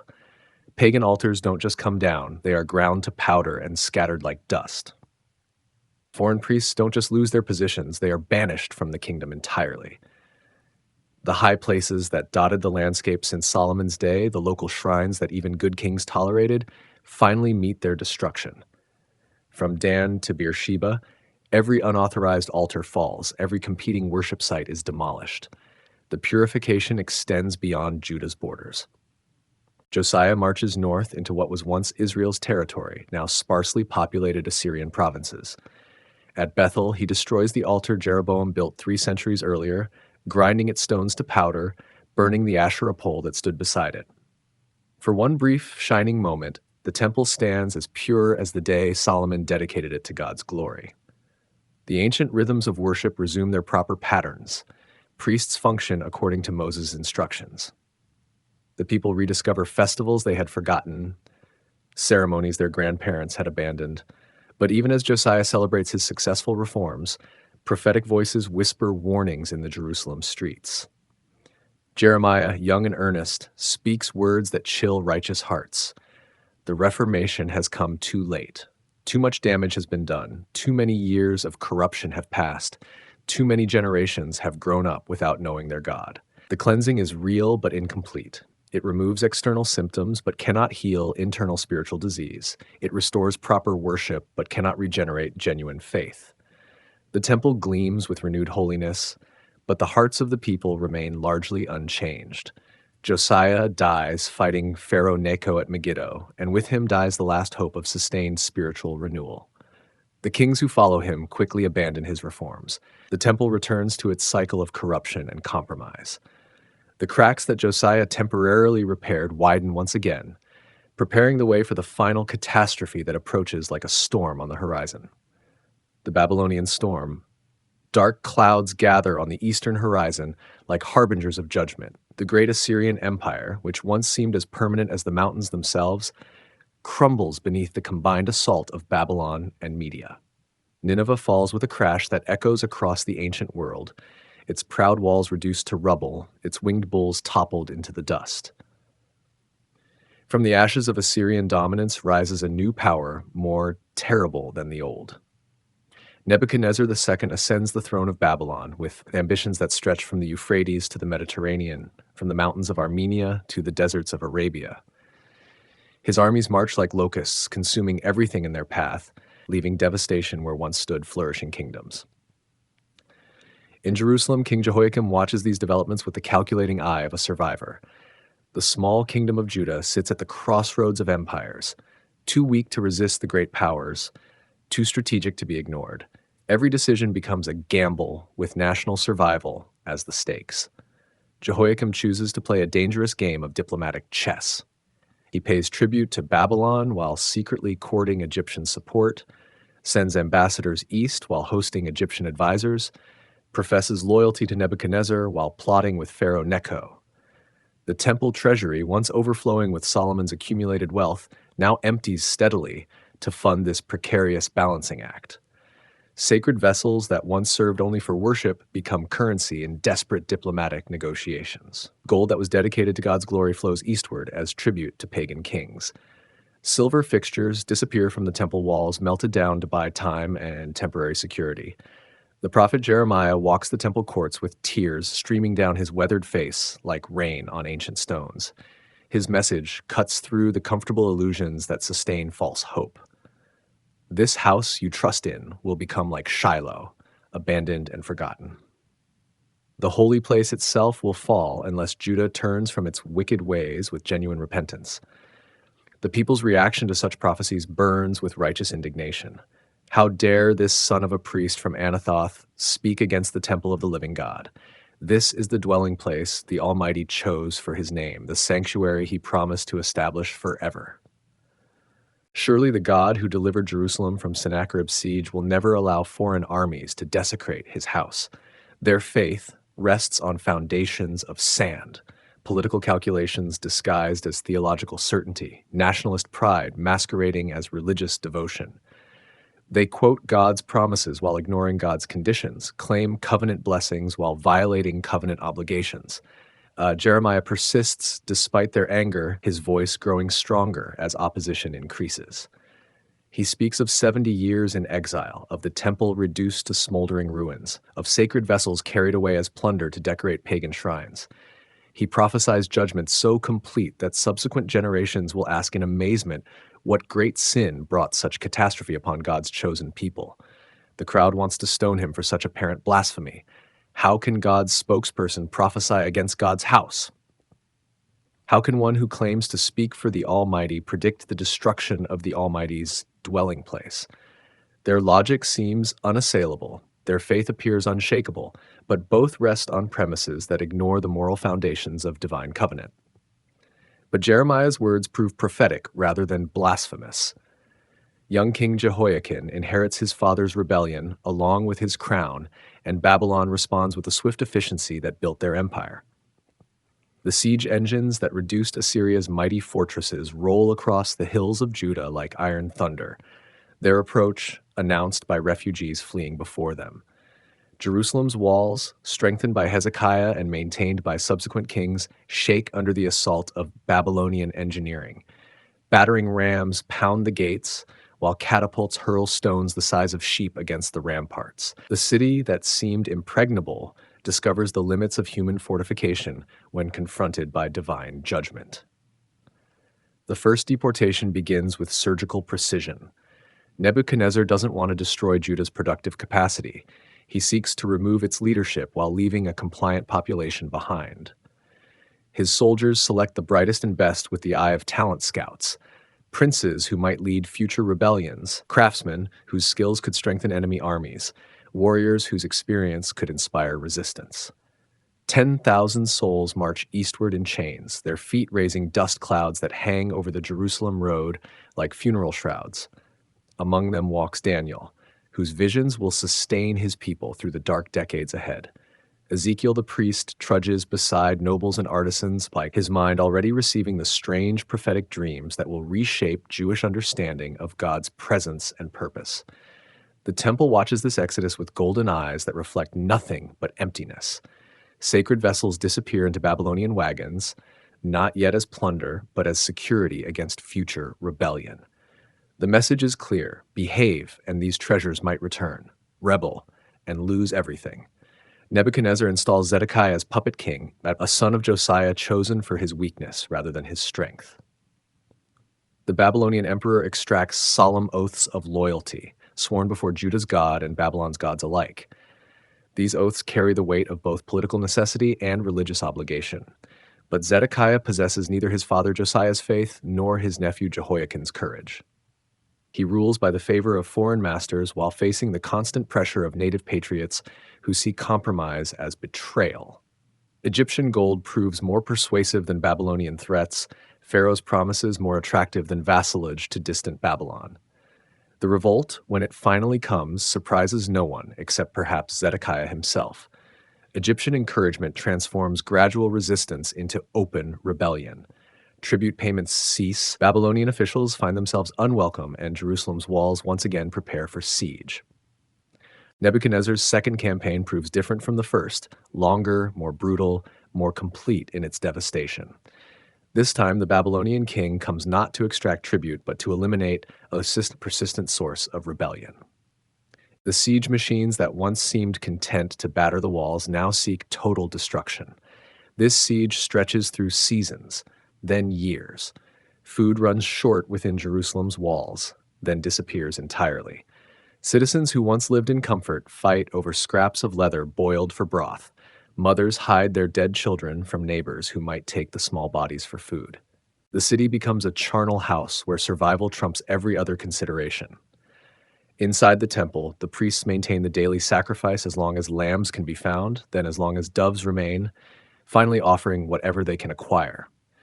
Even as catapult stones crash into the outer courts, even as Roman battering rams shake the very foundations, the morning and evening offerings continue. Faith persists even as hope fades. The temple treasury funds the last desperate resistance. Golden vessels that once held sacred wine become coins to pay mercenaries who have no other reason to die for Judah.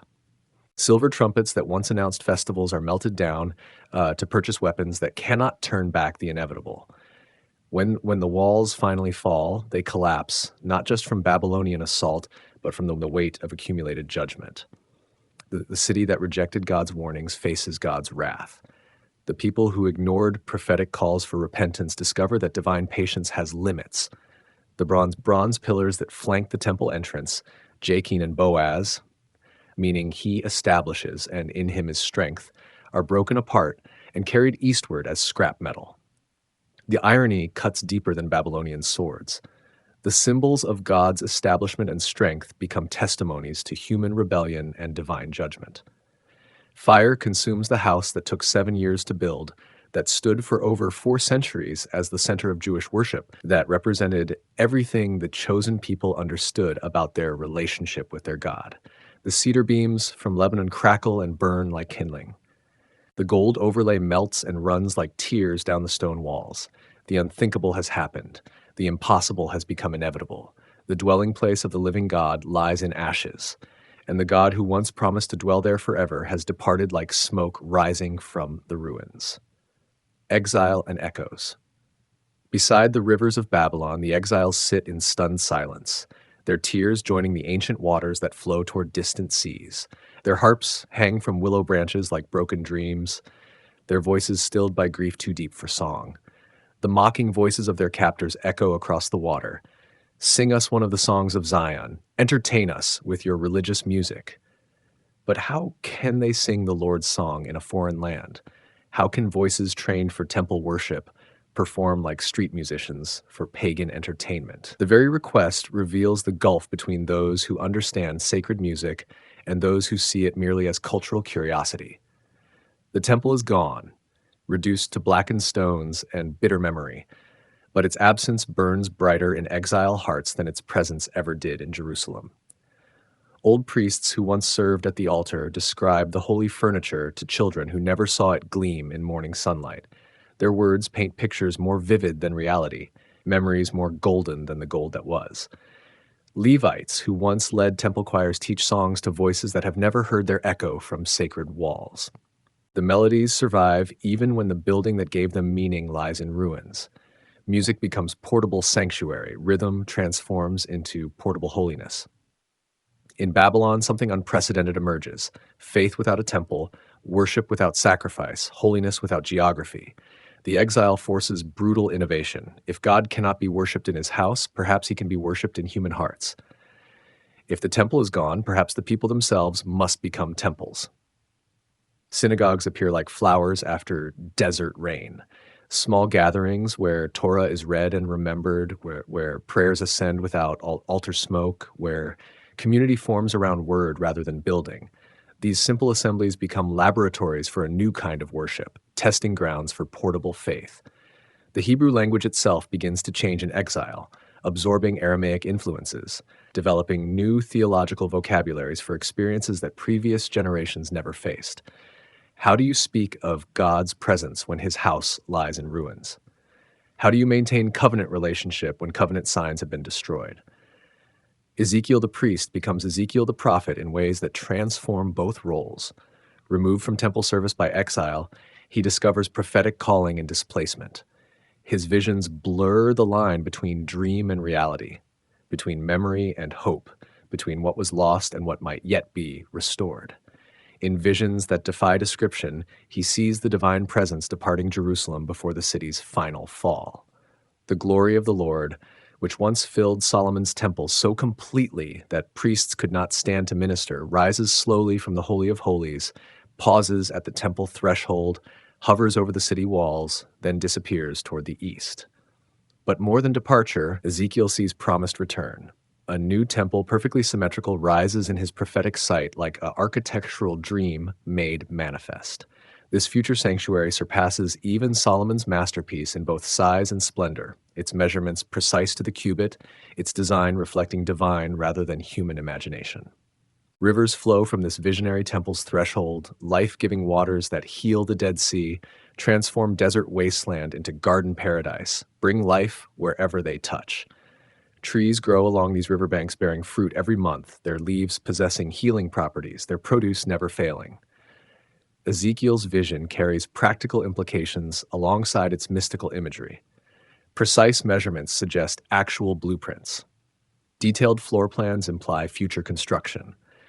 Careful descriptions of gates and chambers speak of hope rooted in concrete expectation rather than vague wishful thinking. Daniel, now an old man serving in Babylon's royal court, studies ancient prophecies with the intensity of a scholar seeking hidden treasure. Jeremiah had spoken of 70 years of exile before return becomes possible. The young Hebrew who once refused the king's meat now calculates the end of captivity with mathematical precision. His own visions add complexity to Ezekiel's architectural dreams. 4 empires will rise and fall before God's kingdom comes in power. Babylon itself, the destroyer of the first temple, will yield to Media Persia, then to Greece, finally to Rome. History unfolds according to divine schedule, human empires rising and falling like waves on an eternal shore. The exile community develops institutions that will outlast the temple they mourn. Schools appear where Torah is studied with intensity, born of desperation. If the building is gone, the teaching must be preserved. Scribes work with fevered dedication, collecting scattered prophecies, organizing ancient laws, compiling the stories that define their identity as God's chosen people. What was once oral tradition becomes written text out of sheer necessity. The exile forces Israel to write down what it might otherwise have forgotten, to codify what was once assumed, to preserve in permanent form what was previously passed from generation to generation through living voices. The scribes face monumental decisions: which prophecies are authentic, which laws are binding, which stories carry divine authority.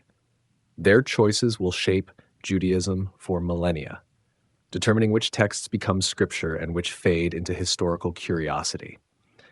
Psalms emerge from Babylonian soil like wheat growing in foreign fields. Songs of longing pierce the heart with their beauty.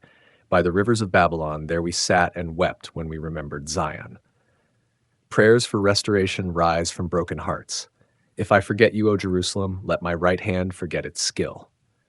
These exile psalms capture emotions that transcend their historical moment. Future generations, facing their own losses and displacements, will find their deepest feelings expressed in words written beside Mesopotamian canals.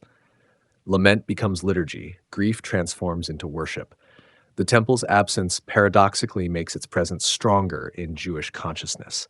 In dreams that visit sleepless exiles, in prayers that rise from broken hearts, in careful preservation of ritual knowledge that may never again be practiced, the destroyed sanctuary grows larger than it ever was in life. Memory becomes more powerful than reality. The temple that existed in history, with its political compromises and periodic corruptions, gives way to the temple of ideal imagination, perfect in its holiness, complete in its service to God, eternal in its significance. Persian armies gather strength in the eastern mountains like storm clouds building toward inevitable release. Cyrus the Great, king of a people the exiles barely know, conquers Media, then Lydia, then the remnants of Babylon's empire. His victories come with stunning speed, as if divinely orchestrated. When Babylon falls, it falls not to siege and destruction, but to internal collapse and strategic betrayal.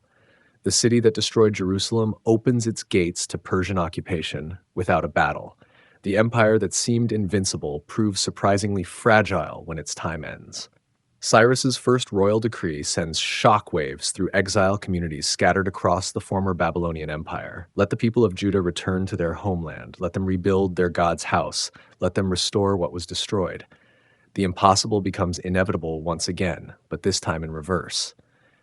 The exile that seemed permanent proves temporary. The temple that appeared forever lost shows signs of resurrection. The people who thought they would die in foreign soil suddenly face the prospect of going home. But home is a word that means different things to different generations. For the elderly exiles who remember Jerusalem, home means return to familiar streets and sacred places. For their children born in Babylon, home might mean the only land they've ever known. For their grandchildren, home becomes an abstract concept, a place of stories rather than memory. The call to return divides the exile community along generational lines.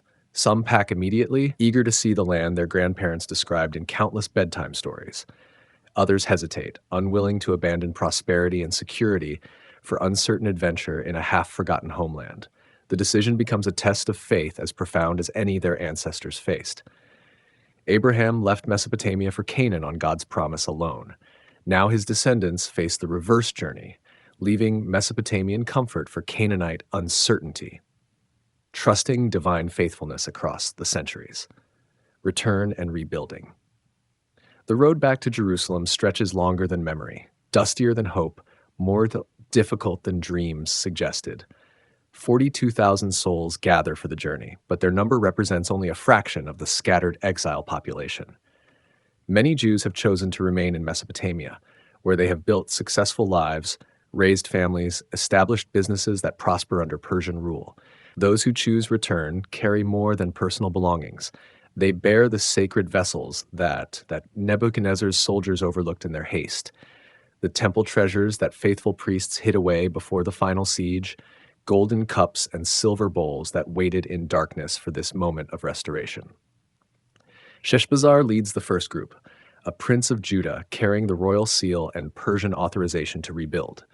Behind him walks Zerubbabel, grandson of King Jehoiakim, heir to David's throne, symbol of continuity despite the generations of exile that separate him from his ancestral kingdom.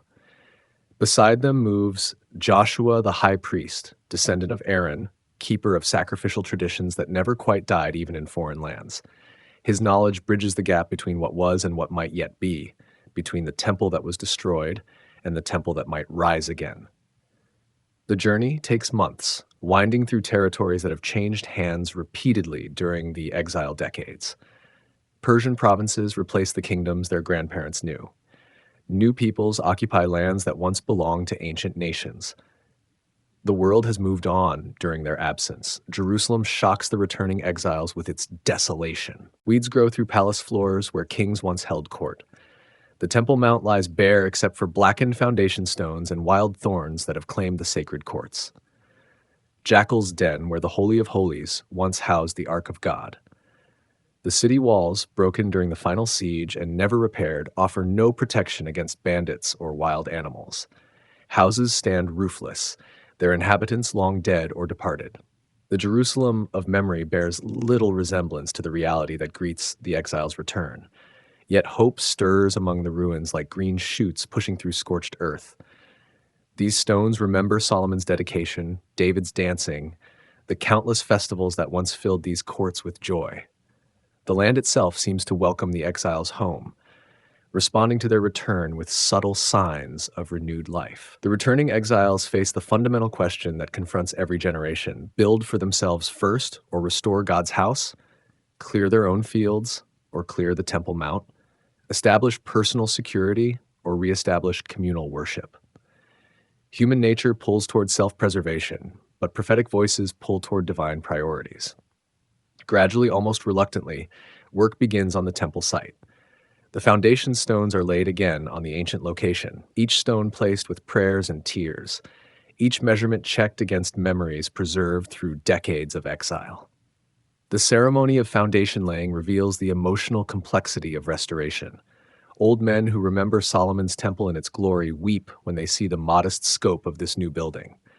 Their tears flow not from joy, but from loss.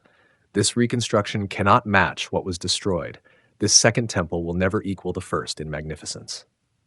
But young men who know Jerusalem only through exile stories shout for joy at seeing any temple rise on Mount Moriah. Their celebration springs from hope rather than memory. For them, this building represents not diminishment, but beginning, not decline, but restoration. The sound of weeping mingles with shouts of joy until no one can distinguish between them. Sorrow and celebration become indistinguishable, creating a complex emotional symphony that captures the ambiguous nature of all human restoration. What is rebuilt is never quite the same as what was lost, yet it carries its own value and meaning. Opposition rises from unexpected quarters, creating challenges the exiles never anticipated. The people who remained in the land during exile, mixed populations, foreign settlers brought in by Assyrian and Babylonian policies, descendants of northern Israel who intermarried with pagan neighbors, approach with offers that sound generous but carry hidden complications. "We worship your God too," they declare with apparent sincerity. "We have been sacrificing to the Lord of heaven since the days of Esarhaddon, who brought us here. Let us build together. Let us work as one people for one purpose." Their offer seems reasonable, even attractive. The returning exiles desperately need help with the enormous task of reconstruction. Additional workers would speed the project, shared resources would lighten individual burdens, cooperative effort would strengthen the small community against external threats. But Zerubbabel refuses their offer with firmness that borders on harshness. The returned exiles, he insists, must complete this work alone. They alone are the true inheritors of the covenant, the legitimate heirs of David and Solomon, the authentic Israel that maintained its identity through exile purification. This decision breeds resentment that will echo through centuries. The rejected peoples, who will later be known as Samaritans, turn from would-be helpers to active opponents. Their wounded pride transforms into determined hostility that seeks to prevent what they cannot share. Letters flow eastward to the Persian court, carried by skilled scribes who understand how to frame legal arguments in language that gains royal attention. These documents claim the Jews are rebuilding Jerusalem not for worship, but for rebellion, not to serve the Persian king, but to defy his authority. The accusations follow familiar patterns. These people have a history of rebellion. They destroyed kingdoms in ancient days. They will cause trouble if allowed to fortify their city. Archaeological evidence supports their claims. The ruins bear witness to Jerusalem's destruction by Babylon, proof that this city once defied imperial authority. Persian officials, accustomed to dealing with restive provinces and potential rebellions, err on the side of caution. Construction stops by royal decree while imperial bureaucrats research the claims and counterclaims flowing from this obscure corner of their vast empire. Years pass in frustration while the half-built temple stands like a monument to interrupted dreams. The altar functions again, sacrifices resume their ancient rhythms, but the building itself remains incomplete. Scaffolding weathers in wind and rain, foundation stones gather dust, workers drift away to other projects. The community struggles with discouragement that goes deeper than delayed construction. If God wanted them to rebuild his house, why did he allow this opposition? If their return was divinely orchestrated, why do human obstacles prove so difficult to overcome? Faith wars with circumstances in the daily battle to maintain hope. Then new voices arise, with messages that cut through despair like swords through darkness. Haggai the prophet walks among the demoralized workers, asking pointed questions that expose their misplaced priorities. Is it time for you to live in your paneled houses while this house lies in ruins? His words sting because they carry truth. The returnees have indeed focused on personal prosperity while neglecting communal responsibility. Their own homes are finished and furnished, while God's house remains skeletal and incomplete. Haggai connects their economic struggles to their spiritual priorities with prophetic insight that links cause and effect. You have sown much, but harvested little, because you care for your own houses while my house lies desolate. You earn wages only to put them in bags with holes because your priorities are inverted. Zechariah joins Haggai's call with visions that lift eyes from present discouragement to future glory. He sees a temple crowned with divine favor that will draw all nations to worship in Jerusalem. His prophecies speak of silver and gold flowing to the sanctuary, of divine glory filling the humble building with splendor that surpasses Solomon's achievement. Not by human might, nor by human power, Zechariah declares, but by God's Spirit will this temple be completed. The obstacles that seem insurmountable will become pathways. The mountains of difficulty will become plains of opportunity. The work resumes with fresh energy born from renewed vision. Persian research into the legal questions finally bears fruit. Ancient records confirm Cyrus's original decree authorizing temple reconstruction. Imperial authorization comes down the chain of command. Not only may the Jews continue building, they must receive government assistance to complete their work. In 4 years of intensive labor, the Second Temple stands complete on its ancient site. Smaller than Solomon's masterpiece, less ornate in decoration, more modest in scope, but real. The flame burns again on the bronze altar, priests resume their liturgical functions, the divine presence returns to dwell among his people. The dedication ceremony cannot match the supernatural drama of Solomon's dedication. No cloud fills the sanctuary to prevent priestly service, no fire consumes the sacrifice in visible display of divine acceptance. The divine presence arrives quietly, without fanfare, like dawn breaking over familiar hills. Yet joy fills the temple courts as the community dedicates their hearts along with their building. What they have accomplished represents more than construction. It demonstrates faith persisting through discouragement, hope surviving opposition, commitment transcending convenience. The Second Temple begins its long history as the center of restored Jewish life. Smaller than its predecessor, but significant beyond its size, modest in appearance but magnificent in meaning, it stands as testimony to the truth that God's dwelling among his people depends less on architectural grandeur than on faithful hearts. The Second Temple struggles. The rebuilt temple faces centuries of testing that would challenge the faith of any generation. Persian rule, which authorized the reconstruction and supported the early restoration, gives way to Greek conquest when Alexander the Macedonian sweeps across the ancient world like a summer wildfire, consuming kingdoms that seemed permanent, overthrowing empires that appeared eternal. The young conqueror visits Jerusalem during his lightning campaign through the Persian provinces, his arrival creating more curiosity than fear among the Jewish population. Unlike other conquerors who view local religions as obstacles to their authority, Alexander shows genuine respect for the temple and its worship, honoring the high priest and offering sacrifices according to Jewish law. His stay is brief but significant. The Jews interpret his respectful treatment as divine favor, confirmation that their God can work through pagan rulers just as he once worked through Cyrus. Alexander's visit becomes legend, embellished with each retelling until history and miracle become indistinguishable. But Alexander dies at 33 in distant Babylon, his empire fragmenting like pottery dropped on stone. His generals carve up the known world among themselves, creating kingdoms that will spend the next 3 centuries fighting over the pieces of his shattered legacy. The temple finds itself caught between rival kingdoms as Ptolemaic Egypt and Seleucid Syria wage proxy wars across Palestinian soil. Jerusalem changes hands repeatedly. Passed back and forth like a prize of war, its temple sometimes honored by tolerant rulers, sometimes threatened by those who see Jewish distinctiveness as political defiance. Under the Ptolemies of Alexandria, temple life continues much as it did under Persian rule. The Egyptian Greeks proved generally tolerant of local customs, viewing religious diversity as politically useful rather than dangerous. Jewish priests maintain their ancient liturgies, while Alexandria becomes a center of Jewish learning that rivals Jerusalem itself. But when the Seleucids of Antioch gain control over Palestine, the situation changes with dramatic suddenness. These Syrian Greeks bring different assumptions about culture and politics, different expectations about religious conformity, different solutions to the challenge of governing diverse populations. King Antiochus III conquers Palestine from Egypt but maintains his predecessor's policy of religious tolerance.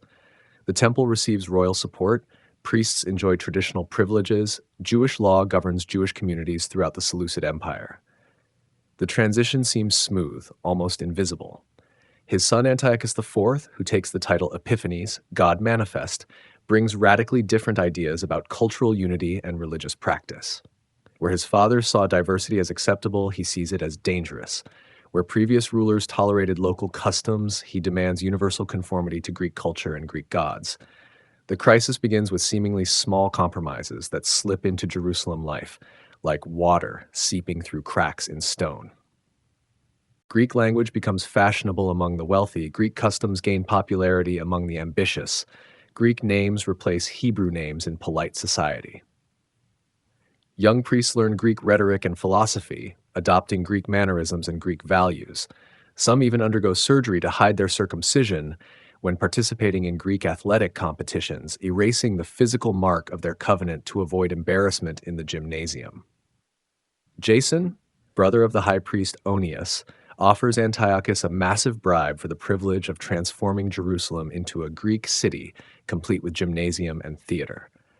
The king accepts eagerly. Greek cities pay more taxes than traditional communities. Greek culture produces more reliable subjects than ancestral religions. The transformation accelerates beyond anyone's expectations. A gymnasium rises near the Temple Mount where young men exercise naked according to Greek custom. Greek festivals compete with Jewish holy days for public attention. Greek gods receive worship in a city that once knew only the name of the Lord. Some Jews welcome these changes as progress, as joining the wider Mediterranean world, as moving beyond the narrow confines of ancient tradition. They see Greek culture as sophisticated and Jewish custom as primitive, Greek philosophy as enlightened and Jewish law as restrictive. Others resist with growing alarm, viewing each innovation as betrayal of the covenant that defines their identity. They watch their neighbors abandon circumcision, ignore Sabbath observance, eat forbidden foods, and marry outside the faith with horror that deepens into desperation. Antiochus pushes his cultural revolution beyond the limits of tolerance. He outlaws Sabbath observance as defiance of royal authority, forbids circumcision as barbaric mutilation, commands the burning of Torah scrolls as seditious literature. What began as cultural pressure becomes religious persecution. The ultimate outrage comes when Antiochus enters the Holy of Holies himself, an act forbidden even to Jewish priests. He loots the temple treasury to fund his wars, strips gold from the sacred vessels, carries away treasures that represent centuries of accumulated devotion. But even this violation pales beside what follows. On the 25th day of Kislev, in the year 167 BCE, an altar to Zeus Olympios is erected on the site where the altar of burnt offering once stood. Greek soldiers forced Jews to eat swine flesh or face execution, transforming the temple courts into scenes of martyrdom and apostasy. Pigs are sacrificed where lambs once bled for sin offerings, their blood-spattering stones consecrated to the worship of the one true God. The abomination that makes desolate, prophesied by Daniel centuries earlier, defiles the courts where countless generations brought their prayers and offerings. In the village of Modin, northwest of Jerusalem, an old priest named Mattathias faces the ultimate test of faith when royal officials arrive with their demands and their threats. Sacrifice to Greek gods, they command, and live in prosperity. Refuse and die as a traitor to the king. Mattathias' response echoes across the centuries, like a battle cry that still inspires courage in times of testing. Though all the nations that are under the king's dominion obey him and fall away every one from the religion of their fathers, yet will I and my sons and my brothers walk in the covenant of our fathers. When a fellow Jew approaches the pagan altar to offer the required sacrifice, Mattathias strikes him down with righteous fury, then turns on the king's officer and kills him too. His 5 sons rally around their father as he raises the ancient war cry, "Whoever is zealous of the law and maintains the covenant, let him follow me." The Maccabean revolt begins that day with a handful of men fleeing to the hills with prices on their heads. What starts as desperate resistance by religious extremists grows into full-scale guerrilla warfare that spreads across the Judean countryside like fire through dry grass. Judas, called Maccabeus, the Hammer, emerges as the military genius who turns desperation into victory. His small bands of faithful Jews strike at Syrian garrisons, then melt back into the wilderness they know better than their enemies. Hit-and-run tactics become an art form. Night raids become legendary, impossible victories become routine. Against all odds, against superior numbers and better equipment, against the organized might of the Seleucid Empire, the rebellion succeeds. Judas and his brothers recapture Jerusalem, drive out the Syrian forces, reclaim the Temple Mount in triumph that seemed impossible just 3 years earlier. They find the sanctuary in shambles that break their hearts while strengthening their resolve. Weeds grow through cracked courtyard stones, wild animals nest in the sacred chambers, the golden altar bears stains of pig's blood that no amount of scrubbing can remove. The work of purification begins immediately and proceeds with religious intensity. Stones defiled by pagan sacrifice cannot be cleansed, they must be replaced entirely. New stones, cut from virgin quarries and touched only by consecrated hands, form a new altar on the ancient site. The golden menorah, carried away as plunder, must be replaced with whatever gold the community can spare. Craftsmen work with fevered dedication to reproduce sacred vessels from memory and sketchy descriptions, knowing their work will serve God's worship for generations to come. When the temple purification is complete, the community celebrates with 8 days of dedication that will be remembered as Hanukkah, the festival of lights. Joy replaces sorrow, hope conquers despair, light overcomes darkness in ways both literal and metaphorical. The miracle of the oil becomes central to Hanukkah tradition. Only one small flask of properly consecrated oil is found among the temple supplies, enough to burn for 1 day while new oil is prepared according to ritual requirements. But the single day's supply burns for 8 days, providing light until proper oil can replace it. Whether miracle or careful rationing, the story captures the essence of the moment. Light returning to the temple courts, divine presence resuming its dwelling among faithful people, hope surviving even the darkest persecution.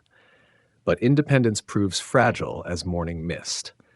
The Maccabees, who began as religious resistance fighters, become the Hasmonean dynasty, transforming from liberation heroes into political rulers who face all the compromises and corruptions that power brings.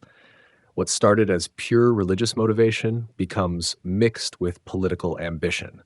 The priestly family that saved the temple from pagan defilement eventually claims both royal and priestly authority, combining roles that were meant to remain separate, concentrating power in ways that corrupt even good intentions. The temple survives the Maccabean crisis, emerges from persecution stronger than before, resumes its role as the center of Jewish religious life. But the seeds of future conflicts are planted during these years of struggle. Conflicts between religious purity and political necessity, between faithful resistance and practical compromise, between divine calling and human ambition. Herod's temple, a glorious fraud? A new power rises in the west like the sun itself, its light spreading across the Mediterranean world until no corner remains in shadow. Roman legions march with mechanical precision across continents, bringing their eagles to lands that once knew only local kings, their laws to peoples who lived by ancient customs, their gods to nations that worshipped in ways Rome barely comprehends. The great kingdoms that emerge from Alexander's conquests fall like dominoes before Roman efficiency. Macedonia becomes a province, Syria submits to Roman rule, Egypt yields to Caesar's heir.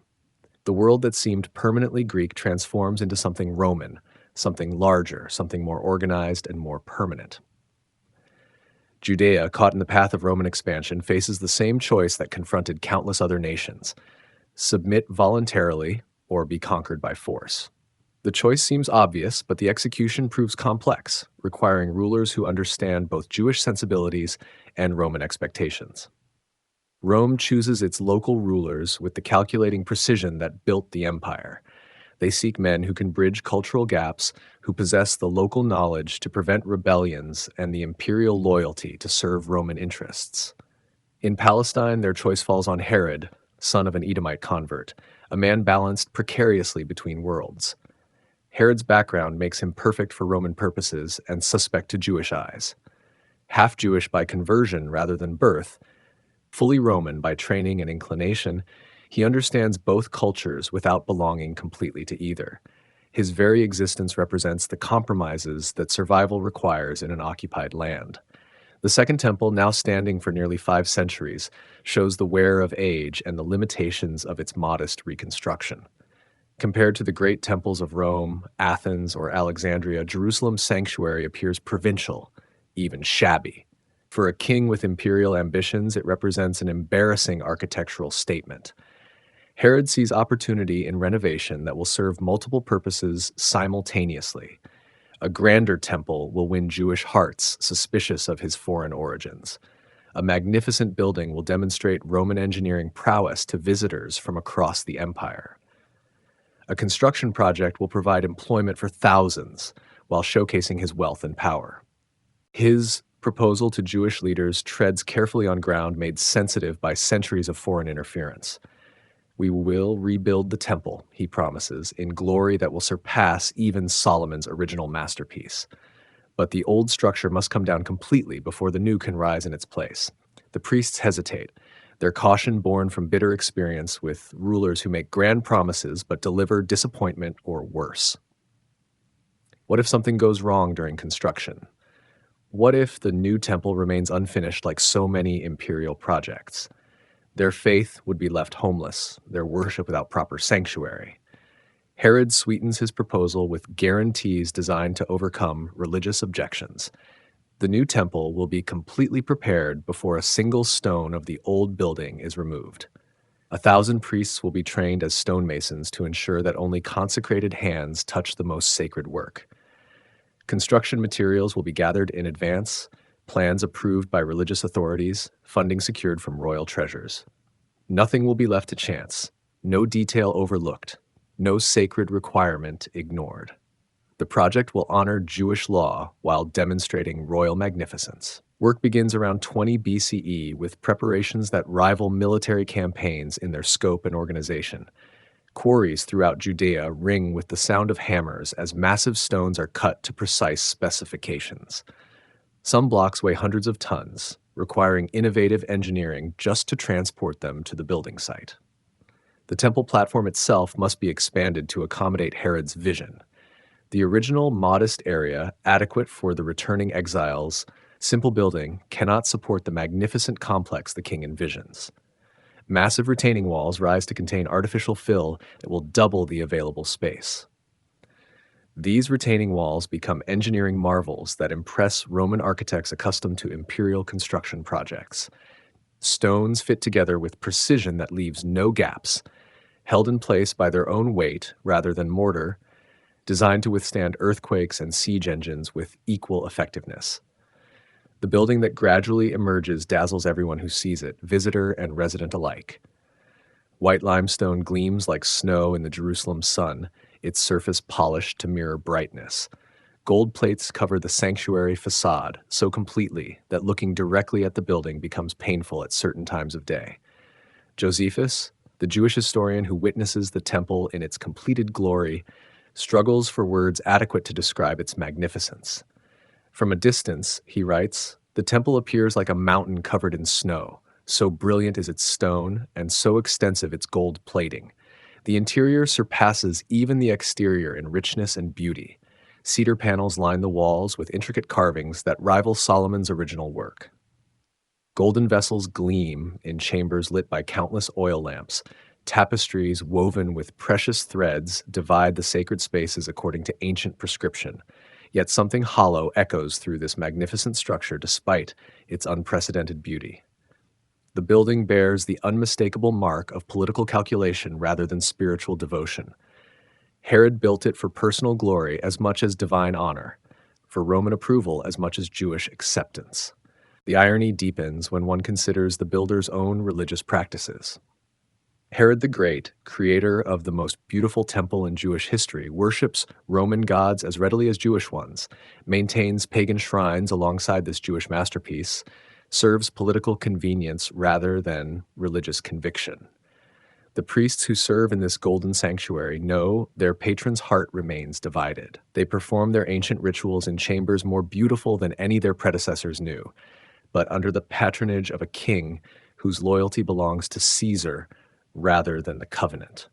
The Ark of the Covenant, lost since Babylon's destruction of the first temple, never returns to fill the Holy of Holies. The most sacred space in Judaism remains empty, except for a simple foundation stone where the Ark once rested, a void that symbolizes the spiritual emptiness at the heart of this architectural achievement. Pilgrims come from across the known world to marvel at Herod's temple, drawn by reports of its unprecedented beauty and grandeur. They leave generous offerings that enrich both the temple treasury and the royal coffers, their donations flowing like rivers of silver and gold into Jerusalem's economy. The temple becomes a tourist destination as much as a worship center, a wonder of the world that rivals the Colossus of Rhodes or the Lighthouse of Alexandria. Roman officials visit to admire the engineering. Greek philosophers come to study Jewish customs. Merchants arrive to trade in the bustling markets that surround the sacred complex. Yet, the prophetic voices that once thundered in these courts grow increasingly rare. The divine presence, which once filled Solomon's temple so completely that priests could not perform their duties, seems distant despite the building's increased magnificence. Herod's temple represents the ultimate architectural achievement in Jewish history and the ultimate spiritual paradox. Never has the dwelling place of God been more beautiful. Never has it felt more empty of the divine presence it was built to house. The most magnificent temple ever constructed serves as a monument to compromise, a masterpiece of irony, a building whose beauty cannot compensate for the spiritual hollowness of its creator's motivations. It stands as testimony to the truth that external grandeur cannot substitute for internal devotion, that architectural achievement cannot replace authentic faith. Jesus and the Temple. A young teacher from the northern region of Galilee makes his way up the stone steps that lead to the Temple Mount, his sandaled feet following paths worn smooth by countless pilgrims over many centuries. His name is Jesus, and his presence in this sacred space will alter everything about the temple's meaning, purpose, and ultimate destiny. He comes first as an infant, carried by parents whose poverty forces them to offer the sacrifice prescribed for the poor, 2 young doves instead of a lamb. Joseph and Mary present their firstborn son according to the law of Moses, fulfilling ancient obligations with humble offerings that speak of faithfulness rather than wealth. The old priest Simeon holds the infant in weathered arms that have cradled countless children brought for dedication. But something about this child moves him to prophetic utterance that echoes through the temple courts like distant thunder. Lord, now you are letting your servant depart in peace, for my eyes have seen your salvation. His words carry ominous undertones alongside their hope. This child is set for the fall and rising of many in Israel, destined to be a sign that will be contradicted, a source of division that will pierce hearts like swords. Even in infancy, Jesus represents both promise and threat to the established order. The child visits the temple again at 12 years old, his parents discovering him in the courts after 3 days of frantic searching. They find him sitting among the teachers, asking questions that reveal understanding far beyond his years, offering answers that astonish the learned men who have spent their lives studying sacred texts. His response to his parents' anxiety hints at the larger mission that will define his adult ministry. Did you not know that I must be in my Father's house? The boy's words establish a unique relationship to the temple that transcends normal religious duty, suggesting ownership rather than mere visitation. 18 years pass in apparent obscurity before Jesus returns as a mature teacher with disciples following his every word. The gospel writers compress those hidden years into a single sentence, but they must have included countless visits to Jerusalem for festivals, regular exposure to temple worship, deep familiarity with the rhythms of Jewish religious life. When he emerges into public ministry, his first significant act shatters the commercial calm of the temple's outer courts. Money changers scatter as he overturns their tables with righteous fury. Doves flutter free from broken cages, while coins roll across stone pavement like scattered seeds. My house shall be called a house of prayer for all nations, he shouts, quoting the prophet Isaiah while driving merchants from the sacred precincts, but you have made it a den of thieves. His actions challenge not just corrupt practices, but the entire commercial system that has grown up around temple worship. The temple establishment watches this Galilean teacher with growing concern that deepens into active opposition. He speaks of the temple's destruction as though it were already decided by divine decree rather than human choice. He claims authority to forgive sins, a prerogative that belongs to God alone and is mediated only through the temple's sacrificial system. His teaching carries implicit challenges to temple authority that cannot be ignored. When he heals the sick, he bypasses the priests who traditionally certified ritual cleanliness. When he declares sins forgiven, he eliminates the need for guilt offerings. When he welcomes outcasts, he undermines the purity system that defines temple religion. The parables he tells cut deep into the religious establishment's sense of security and privilege. The story of wicked tenants who refuse to give the vineyard owner his due, who beat his servants and kill his son, speaks directly to their situation. The chief priests understand perfectly. They are the tenants, the temple is the vineyard, and judgment approaches like storm clouds on the horizon. His cleansing of the temple courts occurs not once, but twice, bookending his ministry with symbolic actions that frame his entire mission. The first cleansing announces his arrival as one with authority over sacred space. The final cleansing proclaims his judgment on an institution that has failed its divine purpose. During his final week in Jerusalem, Jesus weeps over the city with tears that speak of divine heartbreak. If you, even you, had only known on this day what would bring you peace, he laments, but now it is hidden from your eyes. His sorrow carries the weight of rejected love and spurned mercy. He speaks plainly now about the temple's approaching fate, his words striking his disciples like physical blows. Do you see all these great buildings? Not one stone will be left on another. Everyone will be thrown down. His prophecy encompasses not just architectural destruction, but the end of an entire religious system. His disciples, gazing up at Herod's magnificent walls with their precisely fitted stones and golden ornaments, can barely comprehend such words. How could this beautiful building, this center of their religious world, this dwelling place of God himself, possibly face complete destruction? But Jesus sees what they cannot, the spiritual emptiness behind architectural grandeur, the corruption hidden beneath religious ceremony, the judgment that accumulates when institutions forget their divine purpose. The temple has become an end in itself rather than a means to encounter God.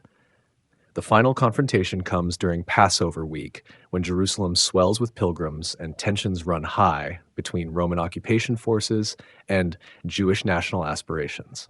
Jesus enters the temple courts one last time, teaching crowds who hang on his every word while authorities plot in shadows cast by the very walls he has condemned. They arrest him at night, away from the temple crowds who might defend him, in a garden across the valley where olive trees witness the beginning of his passion. The trial, crucifixion, and burial happen with swift efficiency, designed to eliminate a troublesome teacher before his influence spreads further. But 3 days later, his followers claim the impossible, that death could not hold him, that the grave could not contain him, that resurrection has transformed everything about the human condition. The temple priests work desperately to suppress these rumors, posting guards, spreading alternative explanations, threatening anyone who speaks of risen life. Their efforts prove futile. The message spreads like wildfire through the very temple courts where it began, carried by voices that cannot be silenced, proclaimed by witnesses who will not be intimidated. Something fundamental has shifted in the spiritual landscape. A new movement emerges that centers not on the temple building, but on the person of Jesus. His followers continue worshiping in the temple courts out of habit and heritage, but they also gather in homes for a different kind of worship, breaking bread together, sharing the simple meal their teacher instituted, experiencing community that transcends traditional religious boundaries. The temple still stands in all its Herodian magnificence, still functions according to ancient patterns, still draws pilgrims from across the Mediterranean world. Priests still offer daily sacrifices, festivals still mark the sacred calendar, the old rhythms continue as they have for centuries. But something fundamental has changed. These Jesus followers speak of their bodies as temples, their hearts as holy places, their community as the dwelling place of God's Spirit. They proclaim a kingdom not built with human hands, worship that requires no specific location, priesthood that belongs to all believers rather than a hereditary class. The old order senses the threat even when it cannot articulate the danger precisely. These followers of the crucified teacher represent more than another Jewish sect. They embody a completely different understanding of how God relates to humanity, how worship connects earth to heaven, how the divine presence dwells among mortal beings. The temple's days are numbered not by Roman politics, but by divine purpose. The building that Herod made magnificent will fall not because of its architectural flaws, but because its spiritual function has been fulfilled and transcended. The system it represents, mediated access to God through building, priesthood, and sacrifice, gives way to immediate relationship through the risen Christ. Jesus' prophecy about the temple's destruction carries deeper meaning than anyone initially comprehends. He speaks not just of stones tumbling down, but of an entire religious system becoming obsolete, not just of building collapse, but of spiritual transformation that makes such buildings unnecessary. The carpenter from Nazareth, who learned his craft, shaping wood and stone, now shapes history itself. His death and resurrection accomplish what no temple ever could: permanent reconciliation between God and humanity, eternal access to the divine presence, complete forgiveness that requires no repeated sacrifice. The temple still stands, magnificent in morning sunlight, golden in evening glow. But its time is ending, its purpose fulfilled, its meaning transformed by the one who called it his Father's house and then became the dwelling place of God among humanity. Fire and memory. The tensions that began with a carpenter from Nazareth explode into open warfare that consumes the land like wildfire racing across drought-stricken hills. Jewish rebels, driven by ancient dreams of independence and inflamed by prophetic fervor, rise against Roman rule with desperate courage that substitutes passion for practical strategy. The revolt spreads beyond anyone's expectations or control. What begins as scattered resistance in remote villages grows into coordinated rebellion that threatens Roman authority throughout Palestine. Tax collectors flee their posts, Roman officials barricade themselves in fortified compounds. The carefully maintained peace that allowed commerce and pilgrimage collapses into chaos. Zealots seize control of Jerusalem itself, their radical vision transforming the holy city into a fortress of religious nationalism. They see their struggle in cosmic terms. This is the final battle between good and evil, between God's chosen people and the godless nations that oppress them. Surely the Almighty will intervene as he did in Hezekiah's day against Assyria, as he did in Maccabean times against Greece. Rome responds with the methodical efficiency that built and maintains the empire. Emperor Vespasian leads 4 full legions into the rebellious province, bringing siege engines, engineers, auxiliary troops, and the accumulated military wisdom of centuries of conquest. The rebellion that seemed so promising suddenly faces professional opposition. City after city falls to Roman siegecraft with grinding inevitability. Jotapata, Tarachaea, Gamala. Each fortress that seemed impregnable proves vulnerable to Roman patience and engineering skill. The rebels retreat steadily southward, their numbers diminished by battle and desertion, their hopes sustained only by faith in divine intervention. Jerusalem becomes the final stronghold, its massive walls offering the last hope of successful resistance. The city swells with refugees from fallen towns, religious pilgrims trapped by the war's timing, zealots determined to make their ultimate stand at the temple itself. Titus, Vespasian's son, assumes command when his father departs to claim the imperial throne left vacant by Nero's death. The siege of Jerusalem becomes the young general's opportunity to prove himself worthy of future imperial responsibility while eliminating a persistent source of provincial unrest. The siege drags on through seasons that blend into years of mounting horror. Food runs scarce within the walls, then disappears entirely, as Roman lines prevent any supplies from reaching the starving defenders. Citizens who once lived in comfort fight over scraps of leather boiled into bitter broth. Josephus, the Jewish historian who joined the Roman cause after his own military defeat, stands outside Jerusalem's walls, pleading with defenders he once fought beside.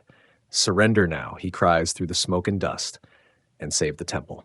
Continue this hopeless resistance and watch God's house burn to ashes. His words fall on ears deafened by starvation and religious fanaticism. The defenders cannot believe that God would allow his dwelling place to be destroyed by pagan armies. The temple has survived Babylonian conquest, Greek persecution, countless smaller threats. Surely divine protection will prove stronger than Roman siege engines. Inside the temple complex, priests maintain the daily sacrifices as long as animals can be found, then as long as grain remains for offerings, finally presenting whatever scraps their desperate searches uncover. Even as catapult stones crash into the outer courts, even as battering rams shake the ancient gates, the morning and evening offerings continue with religious dedication that transcends circumstances. The temple treasury, swollen by centuries of pilgrims' gifts and careful financial management, funds the final resistance with gold that once bought frankincense and silver that once purchased sacrificial animals.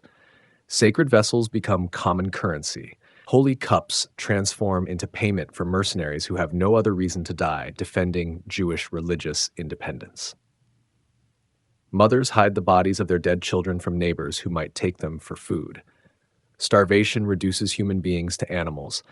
Desperation overrides every moral boundary. The holy city becomes a charnel house where survival trumps every other consideration. When the Romans finally break through Jerusalem's outer defenses, they pour into the city like an iron flood that nothing can divert or contain. Street fighting rages through narrow alleys. House-to-house combat turns residential neighborhoods into battlefields. The sound of clashing weapons echoes off stone walls day and night. The defenders retreat to their final stronghold, the Temple Mount itself, where massive walls and sacred significance combine to offer the last hope of miraculous deliverance. If God intends to save his people, surely he will act now to protect his own dwelling place. What happens next remains disputed by ancient sources, the confusion of battle obscuring precise details that later generations would desperately want to understand. Some accounts claim Titus ordered the temple preserved as a magnificent trophy of Roman victory. Others insist that a Roman soldier, maddened by the carnage and desperate to end the siege, hurled a burning brand into the sanctuary against explicit orders. The result transcends the intentions of any human participant. Fire engulfs the cedar panels and golden vessels, the silk curtains and wooden furnishings that represent centuries of accumulated devotion and artistic achievement. The temple that took decades to build burns in hours, its destruction visible from mountains miles away. Titus himself watches the conflagration with emotions that contemporary historians struggle to describe. The destruction serves Roman military purposes by eliminating the focal point of Jewish resistance. But it also represents the loss of one of the world's architectural wonders, a building that impressed even Roman engineers accustomed to imperial magnificence. The sacred vessels that survive the initial fire, the golden menorah, the silver trumpets, the table of showbread overlaid with precious metal, become trophies in Titus's triumph parade through Rome's streets. Jewish treasures that once served God's worship now celebrate Roman victory, their presence in the procession symbolizing the complete defeat of Jewish independence. Roman soldiers plow the Temple Mount with salt, following ancient customs designed to ensure that nothing holy or significant can ever grow on the site again. The gesture seems definitive, final, absolute. The dwelling place of the Jewish God has been eliminated forever. But salt proves less permanent than memory, physical destruction less complete than spiritual preservation. In scattered communities across the Roman world, wherever Jews gather to mourn their losses and preserve their heritage, the temple lives on in ways its builders never imagined. Each year, on the 9th day of Av, Jewish communities everywhere observe a fast that commemorates the temple's destruction. They memorize its measurements with mathematical precision, preserve its ritual patterns through careful study, dream of its restoration with hope that sustains them through centuries of exile. The temple's absence paradoxically makes it more powerful in Jewish consciousness than its presence ever was. The building that existed in history, with its political compromises and periodic corruptions, transforms into the temple of pure memory, perfect in holiness, complete in its service to God, eternal in its significance. Christians interpret the temple's destruction as vindication of their master's prophecy, confirmation that the old covenant has given way to the new. The building's fall represents not tragedy, but transition, not divine abandonment, but divine fulfillment of promises made through prophetic voices. The author of the letter to the Hebrews, writing either shortly before or after the temple's destruction, articulates this Christian understanding with theological precision. Christ has entered not a sanctuary made with hands, but heaven itself, offering not repeated animal sacrifices, but his own blood once for all time. For Christians, the temple's destruction demonstrates that the new covenant has made the old obsolete. The physical building was always meant to be temporary, a shadow pointing toward the reality that Christ embodies. His death and resurrection accomplished what temple sacrifice could never achieve: permanent reconciliation between God and humanity. Muslims, when their faith emerges from Arabian deserts centuries later, will claim this same mountain for their own religious purposes. The rock where Abraham offered Isaac, where David built his altar, where Solomon's temple stood in glory, becomes the foundation for the dome of the rock that still crowns the Temple Mount. 3 faiths, 1 mountain. 3 different understandings of what happened here. 3 competing claims on sacred space. 3 distinct interpretations of divine purpose. Judaism mourns what was lost. Christianity celebrates what was fulfilled. Islam honors what was transformed. The temple's physical destruction becomes the starting point for its spiritual multiplication.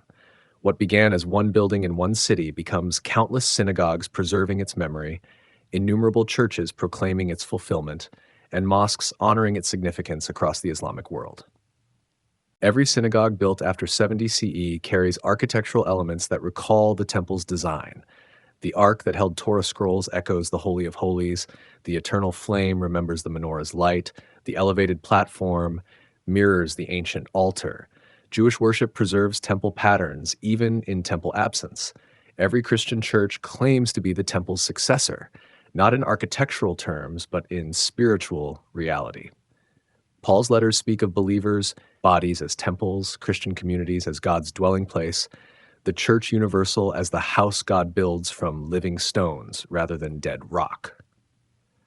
The temple that was destroyed continues to live in human hearts that seek the sacred, in communities that gather for worship, in faith that transcends the limitations of geography and architecture.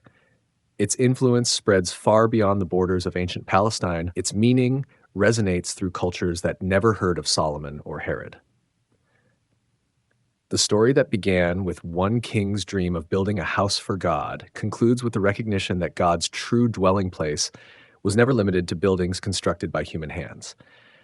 The temple's greatest achievement was not its architectural magnificence, but its success in teaching humanity that the divine presence cannot be contained by any earthly structure. In the end, the Temple of Solomon stands forever, not because of what was built, but because of what was believed.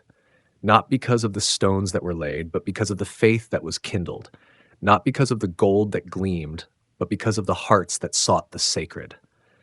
The dwelling place of God was always meant to be found not in buildings made with hands, but in souls surrendered to divine love, not in temples constructed of stone and metal, but in communities gathered around shared hope, not in structures that time can destroy, but in relationships that eternity cannot break. The temple lives on, transformed but not diminished, fulfilled rather than abandoned, present wherever human hearts seek the divine presence that once filled Solomon's golden sanctuary with glory too bright for mortal eyes to bear.